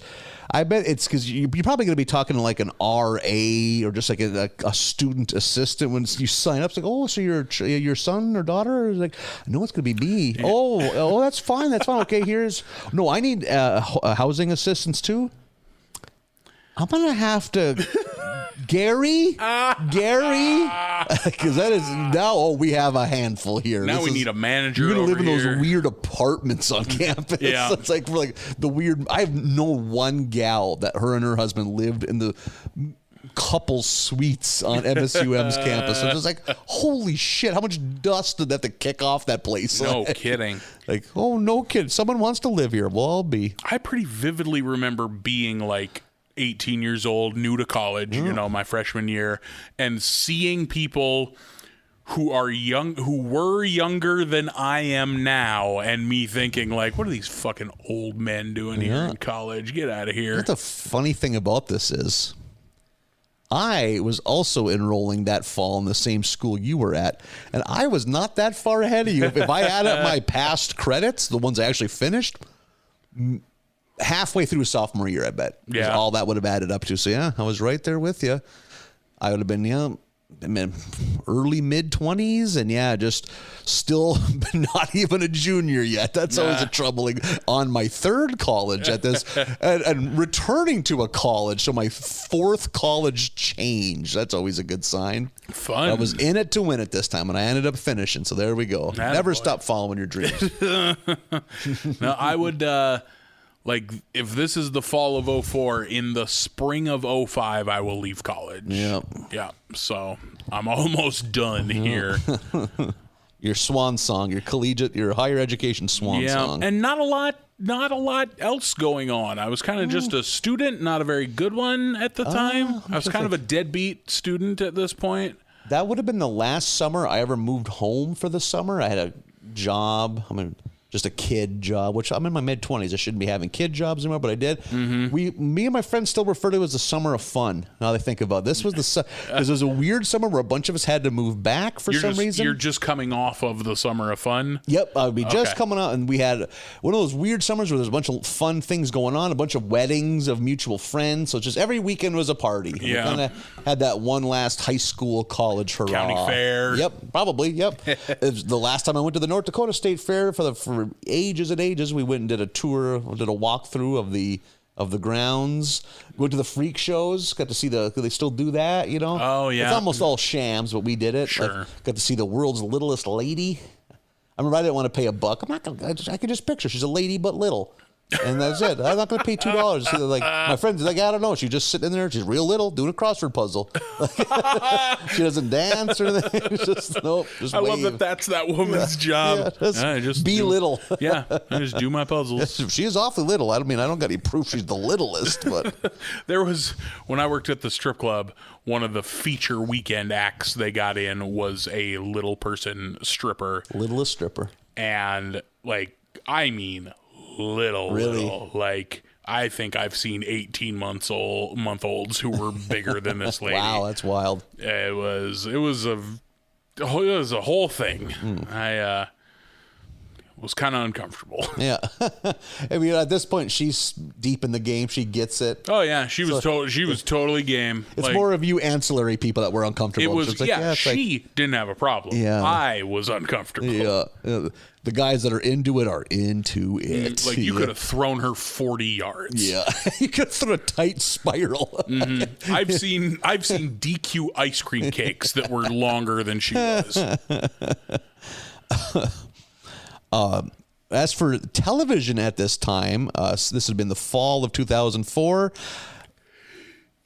Pretty much the same. We get a lot of the usual suspects at this point. We're getting Arrested Development, King of the Hill, Malcolm in the Middle. Futurama is gone, as far as I could tell at this point. Crazy, yeah. The one thing we did get, of everything else was just same old, very good shows. We got something called The Princes of Malibu, which they even tried to shoehorn reality TV into the Sunday night animation block. Yeah. Like, when I clicked on it, I was like, this has to be a mistake. But no, it only aired for 6 seasons. And 6 episodes. Episodes. Oh, my God. Shit. Oh, my, yeah. And this is like 2004, and it stars like like the half brothers of those big ass, what are the gals that have the reality show? They're famous for being pretty. Simple Life. Bigger Paris asses. Hilton and Nicole Richie. No, sisters. The Kardashians. Okay. It's like a couple of Jenner boys. Okay. And then in 2004, they were a known enough end. How long? The fucking Kardashians vampires? They've been famous forever. How does that make any sense? Somehow, yeah. So like the boys had a show. They're like Brody and Cody Jenner. I'm holy shit. I bet one of those two is right. I hope it's Brody and Cody. I bet one of those two is right. Also a good tag team in the New South. Oh, man. Fucking one of those Kardashians snagged him Travis Barker. I saw photos going around last week. Kidding. Like, Travis, come on. He seems to kind of like to go after famous ladies. Yeah, kind of his thing. I know. I just like Blink-182, and it makes me bummed when I see that kind of thing. Hopefully they're happy. Holy, my note says, I think it started the half brothers to those gals with the big fucking donks. People say donks anymore. Is that big fucking donks is? How could I not think of Kardashian as a you should get famous that last name? Neck tattooed. Big fucking donks. Fucking donks. Another fun fact about this season, it marked the triumphant return of Family Guy to Fox. Oh, okay. Yeah, I was kind of wondering when that was going to happen. Yeah, that this would have come back. I would have guessed later. I wouldn't have guessed it would have been 04. That feels early. And what been fucking going strong ever since. Oh my! Like that's on that note. Like it must have been that show must have been big fucking titties right out of the fucking out of the gate, because that spring they debuted American Dad.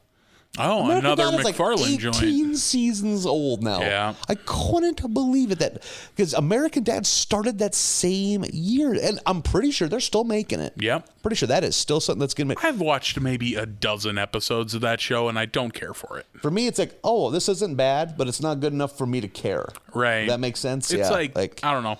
Tries too hard, like a lot of McFarlane stuff. Yeah, it just seems. I like that it's a good paycheck for Patrick Stewart. I like Patrick Stewart getting paid, but yeah, as a whole, that show doesn't do anything for me. One show that was on Sunday nights, but it was like after The Simpsons enough where it wasn't part of The Simpsons parentheses. It wasn't right in the front of the back. It was something called Kelsey Grammer Presents The Sketch Show.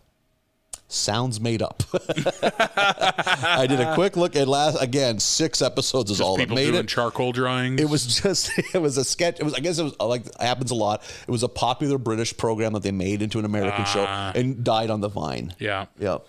Does Kelsey Grammer have a history in sketch comedy? I don't get it either. How did he get so involved that they put his name on And it? from what I put together here, he would just appear occasionally, like in one random sketch occasionally, but the main names that were listed, there were a couple of names that stuck out. Paul F. Tompkins is part of it. Okay. I like him. Very good in pretty much everything he ever does. The hell out of a bow tie. Yeah, he sure does. And fuck Tucker Carlson. That was Paul F. Tompkins territory. Now Tucker Carlson screwed it all up for anyone that wants to wear a bow tie. Oh yeah. Fuck that clown. Yeah. Also, I think it's a Caitlyn Jenner? Olsen. Oh. Yeah, the Jenners really had a lot of pulling Fox this season. But Caitlyn Olsen was a part of that show, in which you would know her as Sweet D. And, okay. Yeah. And that got me thinking about her. I think she had a recurring character in one of the very last seasons of the Drew Carey Show. Okay. I never watched Drew Carey. Which led me down a rabbit hole. This was the first time in 8 years the Drew Carey Show wasn't on ABC, because that made it all the way to 2003. That was a big show. Yeah. Which one of those shows that just made it forever and never really. I never knew anyone that was a diehard Drew Carey fan. Right. An enjoyable show. Yeah, one of those, much like fucking King of Queens aired for 50 seasons. One of those, and I don't know anyone who ever watched it. One of those shows that and the critics liked it too, so it's kind of had that going for it. And this got me going. It's like, I didn't know that show lasted that long. I read about it. The ratings just did a nosedive the last 2 seasons. And I guess the last season, they got really experimental with it. Okay. They kind of abandoned the multi-camera format of a sitcom. And they just shot some episodes more like a movie and shit. And they were not in a studio. They were in an actual house with a room. So they changed it. Yeah, I was like, I kind of want to see. Yeah, me too. Because I know Drew Carey Show is one of those shows that airs a lot on those weird new free channels like Me TV, or Tubi or something. Yeah, exactly. Yeah. So one of the 50 apps you've never heard of. Yep. So until you start Googling for a specific show you want to watch. And they just never have the thing you want. They just have something you'll tolerate. Yeah, I gotta download Tongue Fuck. It's apparently on this tongue. There's ads, but I can watch it. Yeah, that's a show that I always heard is actually very good, and I've seen maybe 10 episdes. Oh, yeah. I've seen a bit more, but yeah. And I like Drew Carey, and I like Diedrich Bader, and I love Craig Ferguson. Yeah, and Ryan Stiles, very good. Is he the tall, awkward one? Okay. Yeah, they got a good cast on that show. I like, I remember in the episodes I saw, it really lost me whenever, is it Gigi or Mimi? Or Mimi. I remember finding her extremely abrasive, which she's supposed to be, but not so much so that I don't want to watch the show. Yeah, exactly, yeah. Yeah. And then I think the kind of like the tomboy love interest character, I almost think she left the show before it ended and they had to replace her. Oh, okay. Which I always find interesting on a long running sitcom. Yeah. Like, that's never the sign of more success is on its way. This is like you were a main cast member. You were hatching up that race car to get it over the finish line. Like we do this, we get this much more money in syndication. We need to squeeze out one more season. That so 70s show didn't get super good after Eric left. The last season of Scrubs, a show you're a fan of. Oh man, does it even seem like the same show? No, not at all. Yep. And that they got most of the characters back for that. Like that show super ends at season 8. Because they even do what is clearly a series finale. Oh, really? Yeah, like what ends up being the season 8 finale. You're like, this is the end of the show, clearly. Yep. And then, if you're watching on Netflix, it just goes to season 9, and it's awful. It's awful stuff. Family Matters having that one last season on a whole different network. Oh, this is on CBS now, and literally no one watched. Scrubs made that leap somewhere too. They were an ABC show and then went to NBC. Like after 5 or 6 seasons, no shit. They did a channel switch in there somewhere. They get a show like Brooklyn Nine-Nine that has made it work. They hopped over and I think they're still making new episodes of that. That show's apparently very good. I've never seen it. I've seen a handful. I can see why people like it. I can usually take or leave Andy Samberg. He's never a guarantee for me. I can see that. And as far as we're going to look past the scope of Sunday nights. Let's talk about TV in general, Marlon. All right, what's going on? I did a deep dive on the prime time. ABC had a big year.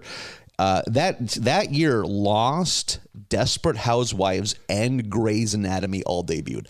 That's a banger. Yeah, those are all huge heavy hitters. It didn't have the legs that I think they still make Grey's Anatomy. That's 17 years of running. Grey's is still going. Desperate Housewives was a phenomenon. That was talk about it TV. I've never seen an episode. I don't think that was it's for me. Yeah, exactly. We're not the target audience. Lonely men. But I'm not the target audience for Grey's Anatomy. I've seen maybe 3 episodes. Yeah.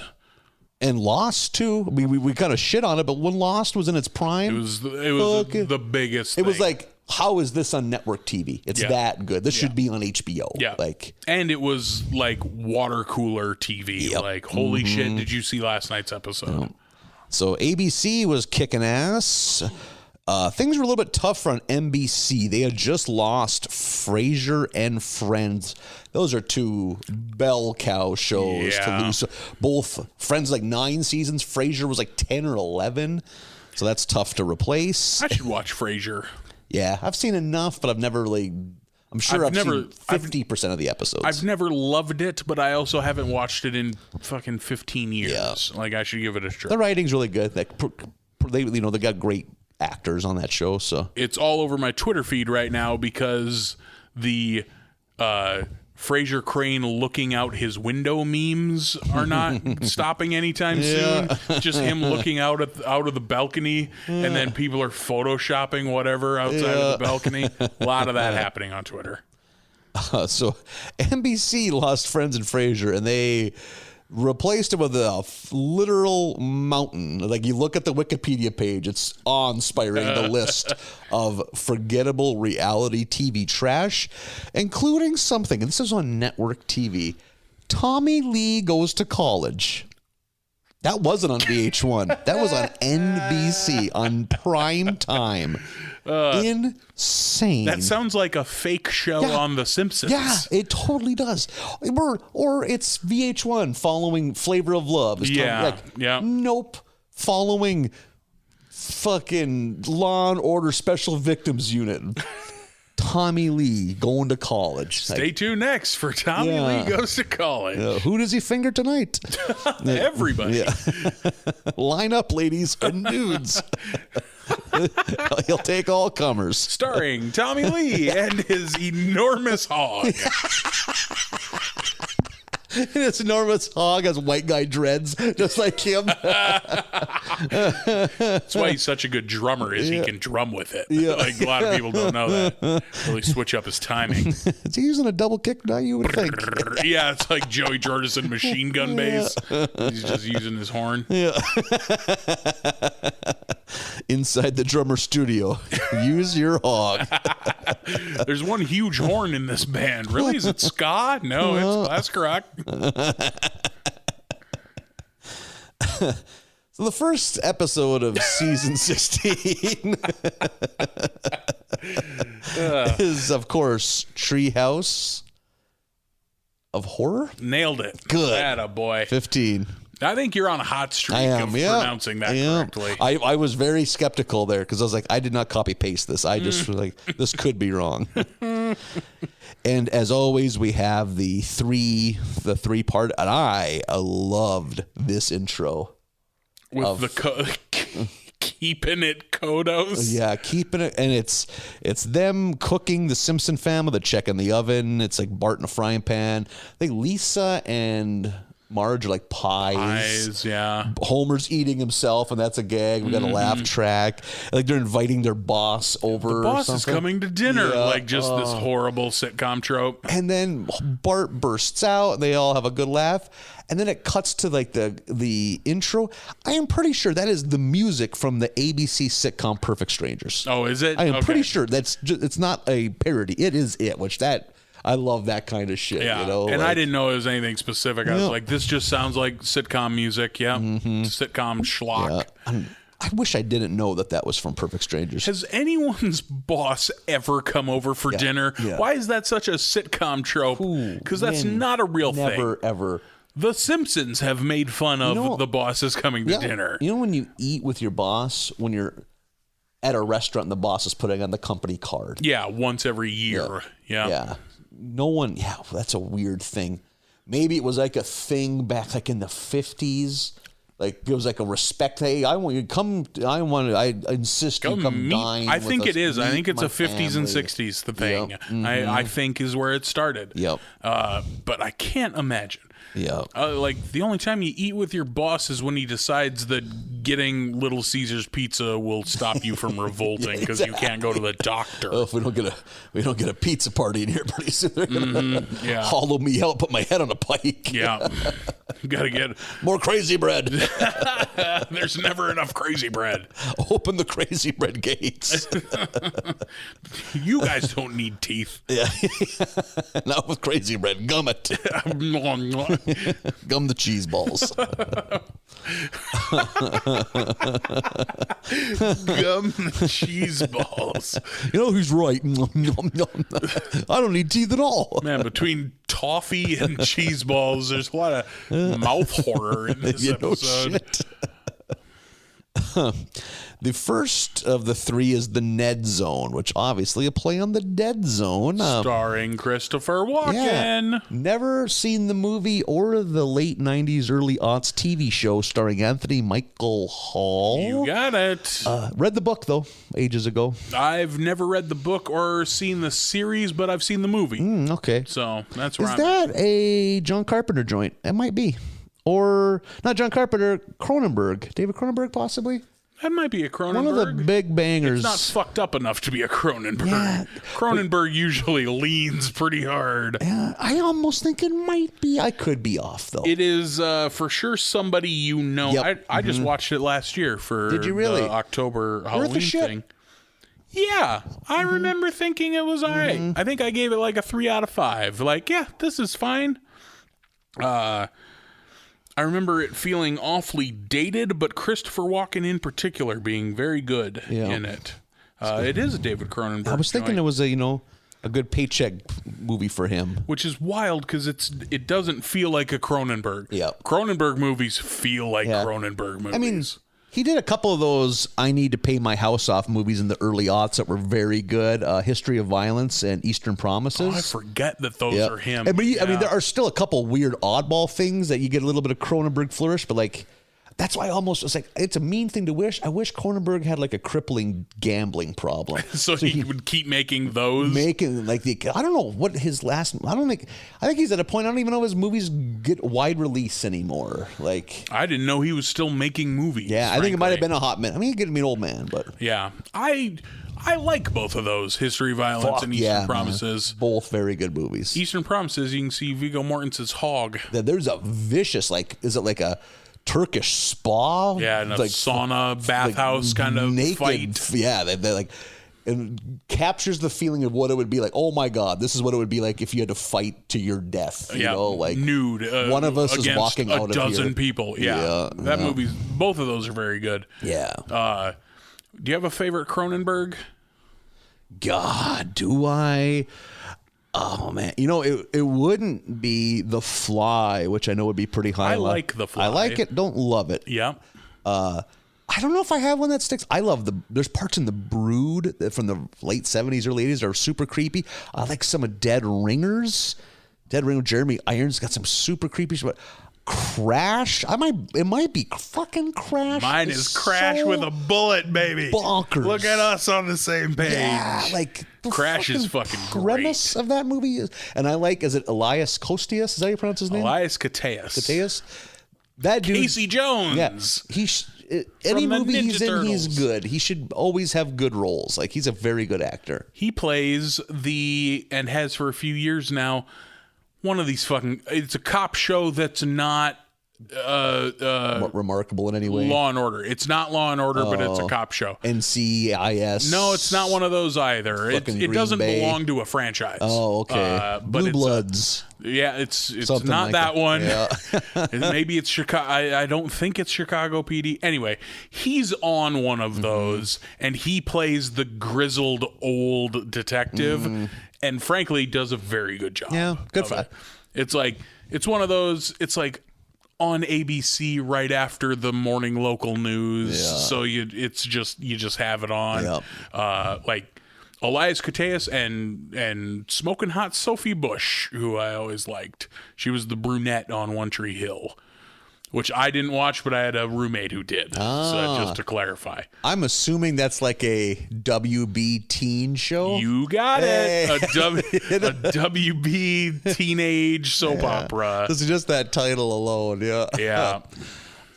Yeah. Good for him. I'm sure it's a good paycheck. Gets home every night to see his kids. He'll always be Casey Jones. Yeah. For me, he's either the dude in Crash or he's the sergeant in Thin Red Line. So I've never seen very good role in Thin Red Line. I've always heard it's very good. I don't like war movies. I love movies with Ninja Turtles in them. So he is Casey Jones for me. Of the many to choose from. He's in 1 and 3, but not 2, sadly. He's in 3, huh? Yeah. What's the plot line of 3? Turtles in Time? Oh, brother. Yeah, it's Turtles in Time. Yeah. The turtles find a magic scepter that sends them back to feudal Japan. It kind of lost me with that one, Mark. I don't want to hurt your feelings. And sends 4 feudal Japan samurai to the current time where Casey Jones has to babysit them and teach them about like pizza and hockey. It's real fucking bad. 3 isn't good at all. And I am not a Ninja Turtle person, but I enjoyed 1 and even 2. Secret of the Ooze. 1 and 2 are good. You get Super Shredder. You get like the big, crazy, buck wild henchman. Toka and Razor. What are they again? What kind of animals are they? A wolf and a snapping turtle. The snapping turtle, yeah. I was like, okay, I can get behind this. Yeah, Super Shredder played by motherfucking Kevin Nash. There we go. Yeah, 1 and 2 super different, but both very good.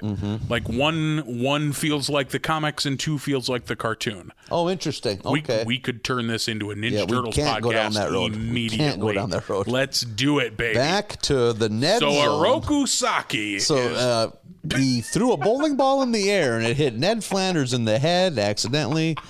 And some kind of harebrained attempt to free his frisbee from the roof. Yeah, he's throwing that bowling ball on the roof over and over again. Good dumb homer move. Trying to get a frisbee down. And fucking brains Ned with a bowling ball. I would mess you up so bad. Yeah, Ned would be not alive. It turns out, though, that actually it saved his life because he had a tumor that they wouldn't have found if it wasn't for the bowling ball injury. But, yeah, thank God for Homer. But that gave him the ability. He's a shiner now. He can see premonitions of doom and death. Which is the dead zone. Yep. Yeah. Which he, first, I think he sees it with the doctor. Hibbert, yeah. Tries to attempt to go on the roof to find that goddamn Frisbee. Yeah. Homer's whole thing of constantly being on the lookout for his lost Frisbee throughout this whole thing is very funny. When he's walking down the street and he hears Molman. Some ruffians had thrown his tennis shoes over the power line while he was still in while he's wearing them. And of course, he's a good Samaritan, so he's like, hey, he calls him a little critter. Now hop on down to me, little critter. God, that'd be demeaning when you're 40 years older than a man. Yeah, for a man to call you a little critter. And he about grabs him as he falls, but immediately gets a premonition of him getting killed, so he panics and drops him into the sewer, where he's about to be consumed by alligators. Yeah, which is what he just saw when he caught him also. So now he's like, oh my God, how am I going to live like this? And he meets Homer when he goes to his house. He meets Homer in the street and gets a premonition he's going to shoot Homer. Yeah. So he's like, well, I can't do that. He's my best friend, which is insane because Homer's a piece of shit to him. Anyhow, he's going to put his house up for sale. Because I'll just move away. Yeah. And then because of that, he has a premonition, and it is of Homer blowing up the city.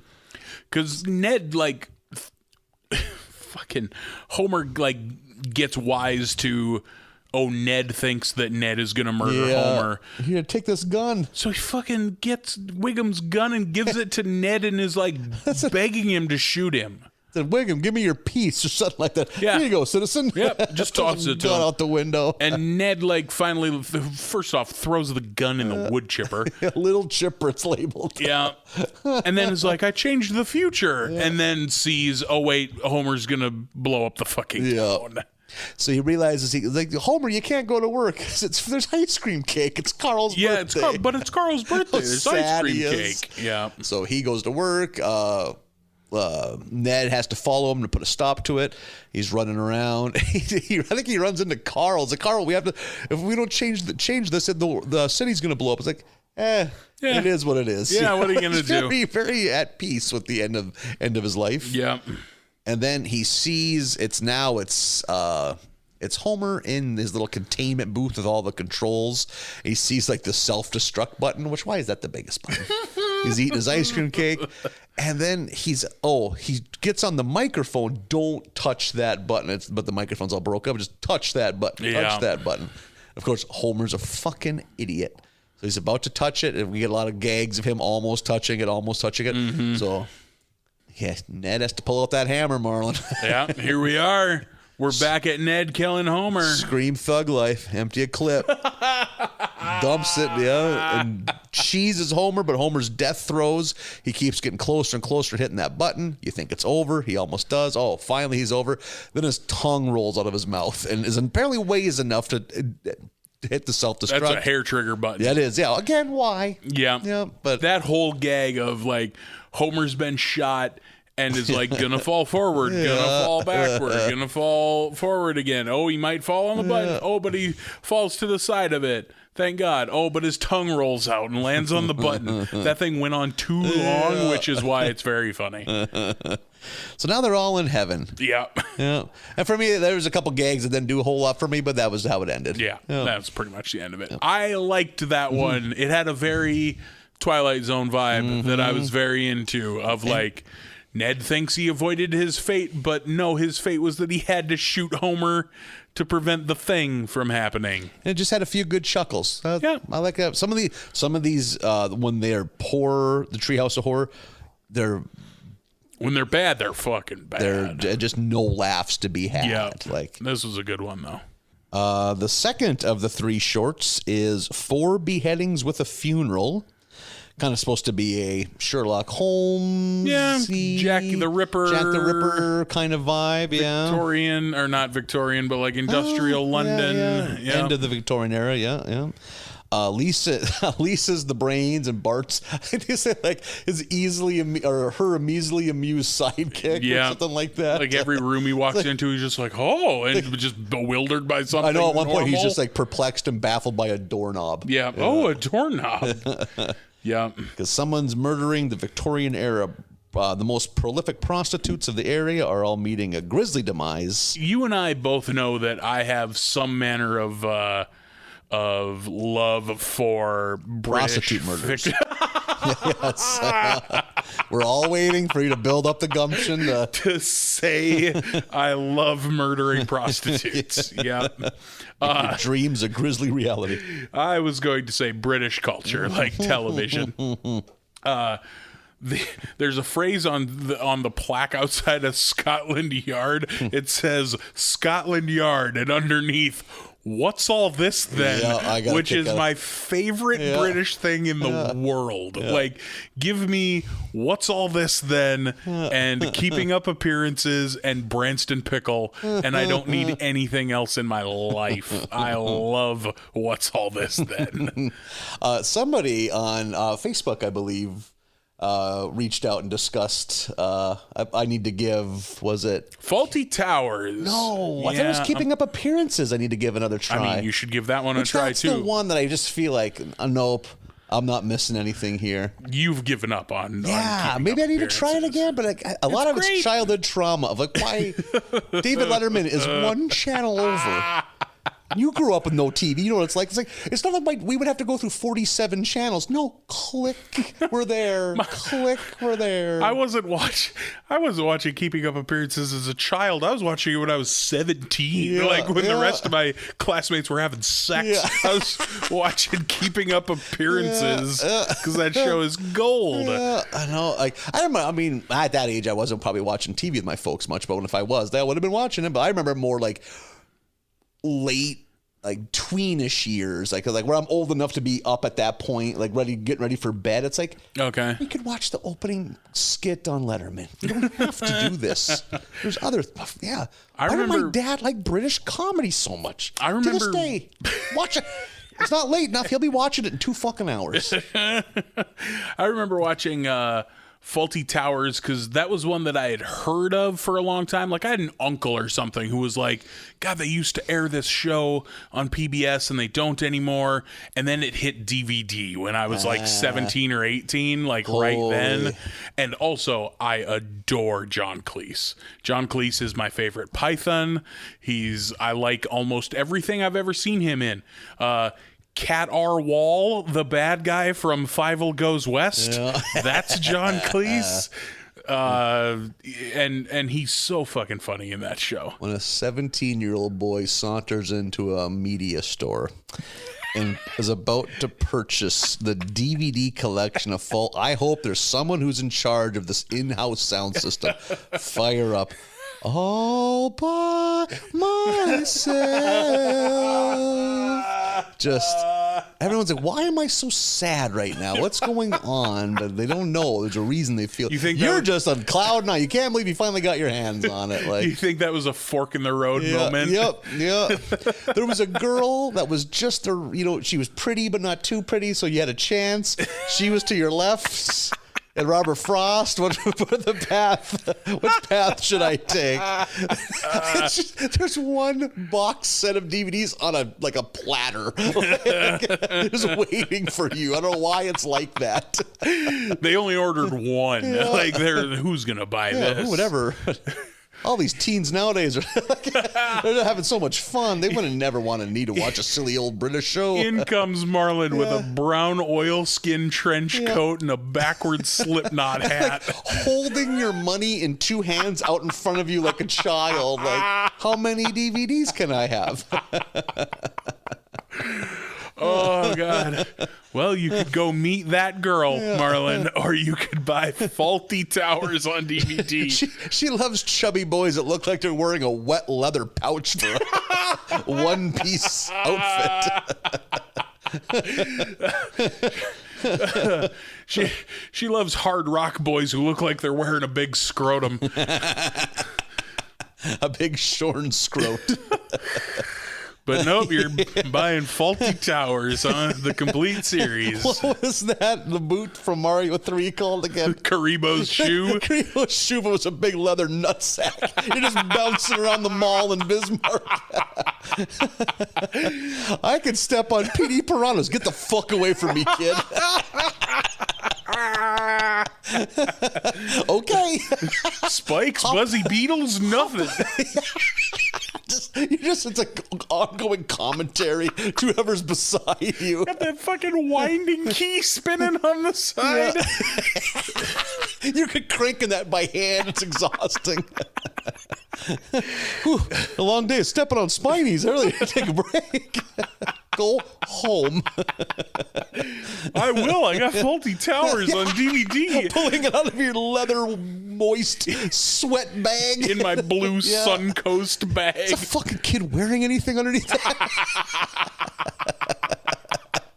Gets too hot. You guys like John Cleese? What the fuck is wrong with you? You want to see my Fish Called Wanda themed senior pictures? There's me as Kevin Kline. There's me as Sigourney Weaver. Oh, shit. If you look at the back, you can see my mom crying. She was not a fan. Oh, shit. Holy, pitching a Fish Called Wanda themed photo shoot to a Bismarck, North Dakota senior pictures photographer. Holy shit. Oh, God. He would either just be a flat out, get the fuck out of here, or fuck it, I need the money. I like to think I could have found one who's really up to the challenge. Yeah, just this one. He is a fish out of water. He's like, you know what? This is my chance. Oh, shit. I'm tired of taking pictures of doughy teens between a giant 0 and 3. Right, yeah. I need to mix it up a little bit. I'm tired of these assholes with a football jersey. Yeah, so exactly, yeah. I guess we'll do this Fish Called Wanda shoot. Yeah. I for sure would have done a Cat Arwal from American Tail 2, Five Will Goes West. You with fucking fake fur and shit. Like, especially his outfit in that movie. He's got a top hat and a monocle and a vest with a tie and tails. Oh, I'd have been sharp. I'd have been the sharpest kitty. Yeah. So you're a furry, right? No. Nothing sexual about this. I just really like Cat Arwal, the villain from American Tail 2, Five Will Goes West, voiced by John Cleese. You're gonna tell what us is so difficult. You gotta tell this? yourself. We all know what's going on here. You just haven't caught up yet. Hop away in Kuribo's shoe. I will not be here and be disrespected like this. Good day. Hop. Hop. You're not turning the key. Thank you. I'm gonna stop at Arby's and I'm watching my DVDs. Just dump it right into the bag. My hands are full. I gotta turn this fucking key. Don't bother putting them on buns. Just give me a bag of beef. Just horsey sauce drenched beef getting dumped on the front of your Wilson leather scrote bag. Oh, God. Oh, shit. They got a drawstring. It's a zipper. It's hotter than hell. Oh. Fucking hot in this coat. Holy shit. Oh, God. So the Simpsons. Cat Arwal is definitely going to be the image I use to draw the number 67 promo thing. Oh, shit. Whew. So, Lisa and Bart are on the look for the serial. I think they call him the mutton chop killer. Yeah, the mutton chop killer. They've seen his silhouette and he has mutton chops. Yeah, it's very much just a Jack the Ripper thing. It is very much. Chief Wiggum is there. He is trying to help, but he's not good at being a cop. He's too busy eating eel pies. All that bizarre British food.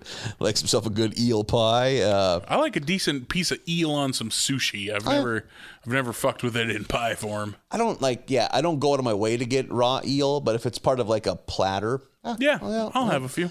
There's every once in a while I'll get the in a platter of sushi. I'll get the one I'm like, Like I'm like a little kid. Nope. Yeah, don't like that one. I'm a no limit soldier. I ain't gonna spit it out like a punk bitch. But I'm not gonna. Oh boy, that was poison. That was a part of the fish we're not meant to eat. That was their buttholes. It's like the variety pack of Quaker Instant oatmeal. Like there's always one flavor you don't want. Like the Brock's wrapped little caramel candies. Yeah. It's like, oh, that one was nicotine. Like, the tobacco one. I do not want that one again. Tobacco candy. I guess that's what lozenges are, right? Isn't that just like what Mark Maron eats? Isn't that just tobacco lozenges? Oh God, yeah. Or like, the Brock's wrapped candies are a treat around the Full Smokehouse, and I've never gotten it. Yeah. I don't need my caramel and my raspberry together. No. Give me a butterscotch square, a caramel square, fuck it up all day long. Peppermint pinwheel, baby.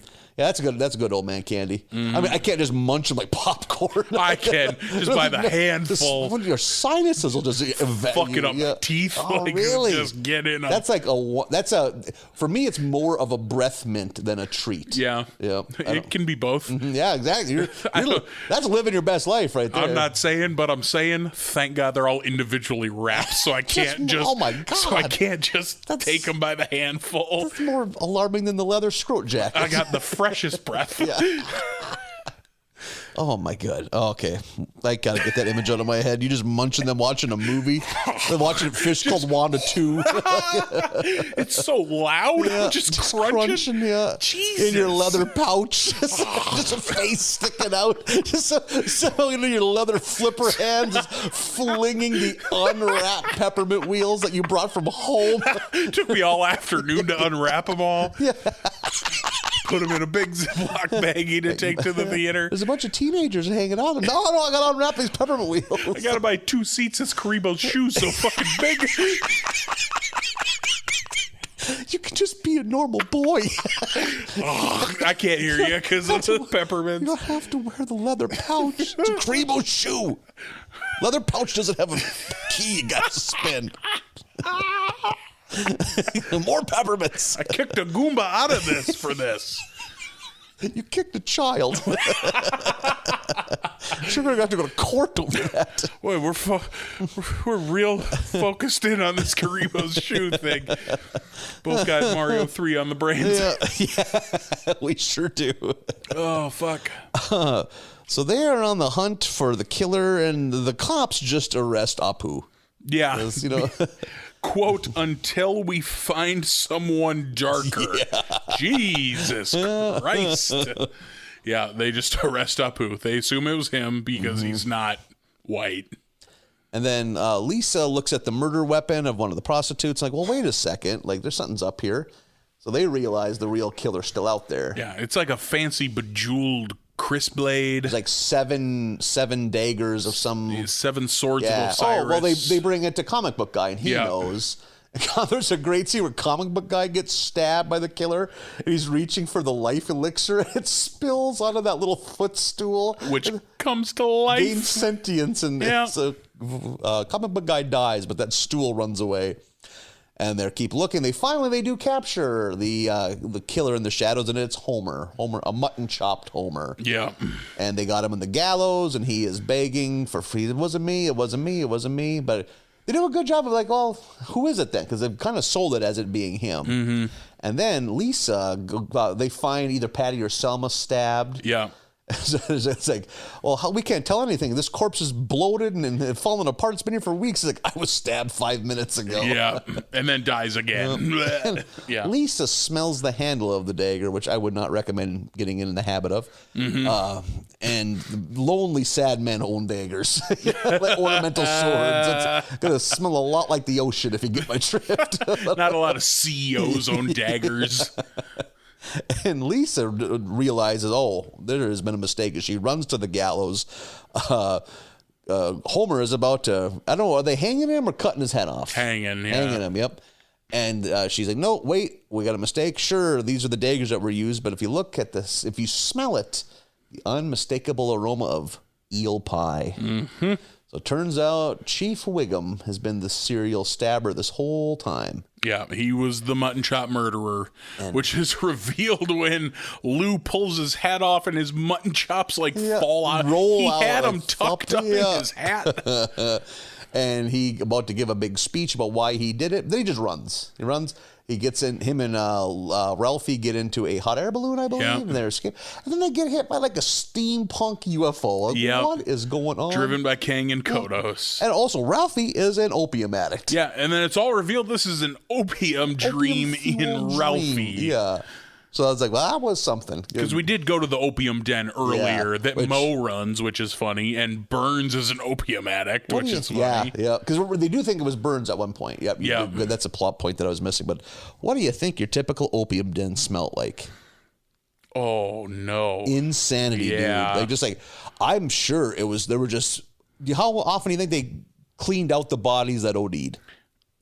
Think of that. Like, that is like just an opium den for sure smelled like the dirtiest hospital room you've ever been in. I think it was China got ravaged like at this time by opium, or like their economy was struggling because so many of their men were dying or in the ravages of opium addiction. Right. So yeah. Now they just sell it. Yeah, in pills. Your doctor, your very friendly convenient physician will give you those pills. Yeah, because the pharmaceutical rep pushed him on it and gave him a big dump truck full of money. And, sometimes with those pills, Marlon, they don't cut it. You got to get stronger pills. You got to get the junk. Then you got to start getting more pills. Eventually, Marlon, those pills, they just ain't financially feasible. You got to start shooting up. You go to heroin, which is way cheaper, frankly. Oh, yeah, man. You're more bang for your buck. Your only other route is to, go home and slam your foot in a car door and get more pain pills. So that's where we're at. America. Yeah, we're doing pretty good. We're doing real good. We sure are. But yeah, all of that was just a opium fever dream in Ralphie with his little opium pipe. Yeah. My point of cultural reference on opium dens for the longest time was Tombstone. Yeah, you're right though. And there's you barely see it in that movie, just a guy smoking in an opium den, and Kurt Russell replaces the pipe with his gun, so he puts it in his mouth. Yeah, that's pretty much all I knew of opium dens for a long time. There's a great episode of Seinfeld where Jay Peterman thinks Elaine has an opium problem because she has poppy seeds and it makes her drug test go wrong. And he talks to her about being trapped in I don't know if they're in Burma or some country like that, a Burmese opium den or something like that. I've chased that dragon before. I like that character actor. Yeah, John O'Hurley something. Couldn't tell you. Yep. Briefly the host of Family Feud. People forget that. Oh. Like a hot second before they handed it over to Steve, what's his name? Harvey. Steve Harvey, yep. Mr. Peterman was the host of Family Feud. Family Feud is the cursed hosting gig. Yeah. Well, now it seems pretty stable. Well, under Steve Harvey, sure. Yeah. And then Ray Combs for a lot of years, then he lost, and then he fucking cheesed himself. He was so heartbroken. Yeah. Didn't he have a boating accident that fucked him all up and he could never really get back to? That I'm not sure about. Kind of had a Brutus the Barber beefcake career turn, but he didn't have a Hulk Hogan to pull him back out. Yeah, he needed a Hulk Hogan. He wasn't able to make him the disciple in the NWO. Yeah, or Booty Daddy or whatever insane. Oh my God. Yeah. And then Louis Anderson had all manner of embezzlement shit happen during his run. And Richard Karn, at least his was at least didn't end in tragedy or scandal. Yeah, Family Feud is the cursed hosting gig. Yeah. So the third and final part of this Treehouse of Horror is In the Belly of the Boss. Kind of a Fantastic Voyage type vibe. Inner space. At some kind of science expo where, what's that scientist's name? Frink figures out a way to shrink a pill that has basically a lifetime supply of vitamins into one convenient bite-sized bit. It's basically a giant telephone booth-sized capsule that he shrinks. But of course, during that, Maggie finds a way to crawl into it because we got to have something wackadoo happen. And she gets shrunk down, and Burns just comes out of nowhere. Oh, that's for me. Yeah, I'll take it. Right down the throat. And what the hell just happened? Then they put it together. Then they just have a tidy whitey wearing Mr. Burns lying on an examination table, which I appreciated. And they explain, okay, I'm going to put you in the spaceship. We're going to shrink you down. You're going to go inside and find your daughter. Yep. Inner space. Yep. Hijinks ensue. Fantastic voyage. It's just this thing has been done so many times. It dawned on me while watching this, like, boy, everyone has parodied Inner Space. Yeah. Like, why? Yeah. Inner Space is a random ass movie. Yeah. Yeah. Martin Short and Dennis Quaid. Hopper. No. Yeah. Like Dennis Quaid is way the different movie. spaceship pilot inside of a comedic Martin Short, Yeah. I think is the casting there. Like, Archer did Inner Space. Yeah, it comes up a lot. Simpsons did. Like, that's such a... Rick and Morty did it. Like, why is that such a touchstone that every other show, well, not every, obviously. I don't think they're going to do it on Cops, but like every other show does it. There's a NES game that I really enjoyed as a kid where the premise is you're a spaceship in the digestive tract of this incredibly large beast. Okay. And like, you just have to fight things that are alive, different kinds of like basically parasites and shit like that. Like, I don't know why I just thought of that. That is the end of that story. It fits right in here. Exactly, yeah. It's not a good story, but it's relevant. A story nonetheless. The Magic School Bus did Inner Space. Totally did. Fuck yeah, they did. Mrs. Frizzle or whatever the fuck her name is. Yeah, crazy. I did like when Homer runs his the spaceship into Burns' heart. It's just like a charcoal briquette. Yeah, it looks like tree bark or just something. A simple, sickly looking heart. And so there's a lot. They have all sorts of issues, either out of their own control or Homer's an idiot. Is bullheaded, like just being stupid man. But they find Maggie. Maggie's just the capsule's broken open and she's just throwing the balls. She's just playing with the balls, having fun. So they find Maggie. But then they realize all of a sudden the spaceship is like a 1974 Pontiac Catalina. Just kind of put it to the rugs and try to turn it over. Oh man, we can't get this old thing running open again. The choke. Yeah. And they get word from Frank. The baby caused the weight limit to the 17-pound Maggie is now the reason the spaceship can't take off. You're over the limit. Yeah. You can't fly the spaceship. And Homer, in typical Homer fashion, kind of tries this, maybe we can leave Lisa or Bart. Like, fuck you, dude. He's like, okay. Yeah, he's very quick to be like, Lisa? Bart? Yeah. So they leave Homer there, and, maybe there's still a chance to save him. So they zip out of Burns, and they're like, oh, we got to get back in there. It's like, that's too late. It's like he's going to go back to regular size. So that's what's going to happen. It's not like he's just going to die in there. So all of a sudden, he becomes Homer again inside of Mr. Burns, whose skin is elastic enough to contain him. Yeah. So now it's no longer Fantastic Voyage Inner Space. It's the Incredible Two-Headed Man. Yeah. And it's them two together, and it's a good visual gag. I love a two-headed man. Yeah, where I think it's funny. Him trying to eat without a mouth. Yeah. He's like, I'm gonna need a front hole and maybe a back hole. And they're arguing. And like, I love that shit. Yeah. That's the second time we've done this on a treehouse, because we did it once before when Burns was going to put Homer's brain in his robot, but Burns ends up getting killed when the robot lands on him, so he stitches Burns onto Homer. Yeah. This is the second time we've done this. Yeah, good point, yeah. Yeah, the animation was good, like inside the skin. Like, that was sick. It was very off-putting. Mm-hmm. It's like just a sheet of cellophane over Homer, so you can still get the details. And then they do a dance number, which I enjoyed that. That was I was into that one. I think maybe the last Treehouse I thought was an improvement on the last handful. I think this one was just as good, if not better. I liked this one quite a bit. I really like that Ned one. Is very good, and the Jack the Ripper one is good, and the Inner Space one also good. So off to a roaring start for me anyway for season 16. There was a good end of season 15, that final episode, and this one was also very good. Yeah, the Burns owns all the media, and the one before that with all the fucking ultra patriotism hot takes. Yeah. Like, pretty solid batch. Yep. I didn't care for the flashback one a whole bunch, or the Homer is the pie man one a whole bunch, but I think I enjoyed the flashback one more than you did. But yeah, I think the first one was probably the weakest in my eyes. But yeah, I think so too. Yeah. Look at me being, I don't know, Olive Optimist. Yeah, we got you there. There we go. We did. Yeah. Here I am. You were Negative Nelly for a long time. No. There's got to be a better, what's a better woman's name with an O? Olivia Optimist? Opal Optimist. Okay. Opal Yeah. Optimist. I would go Optimist Opal. Yeah, Optimist Opal. That sounds like the worst Transformer.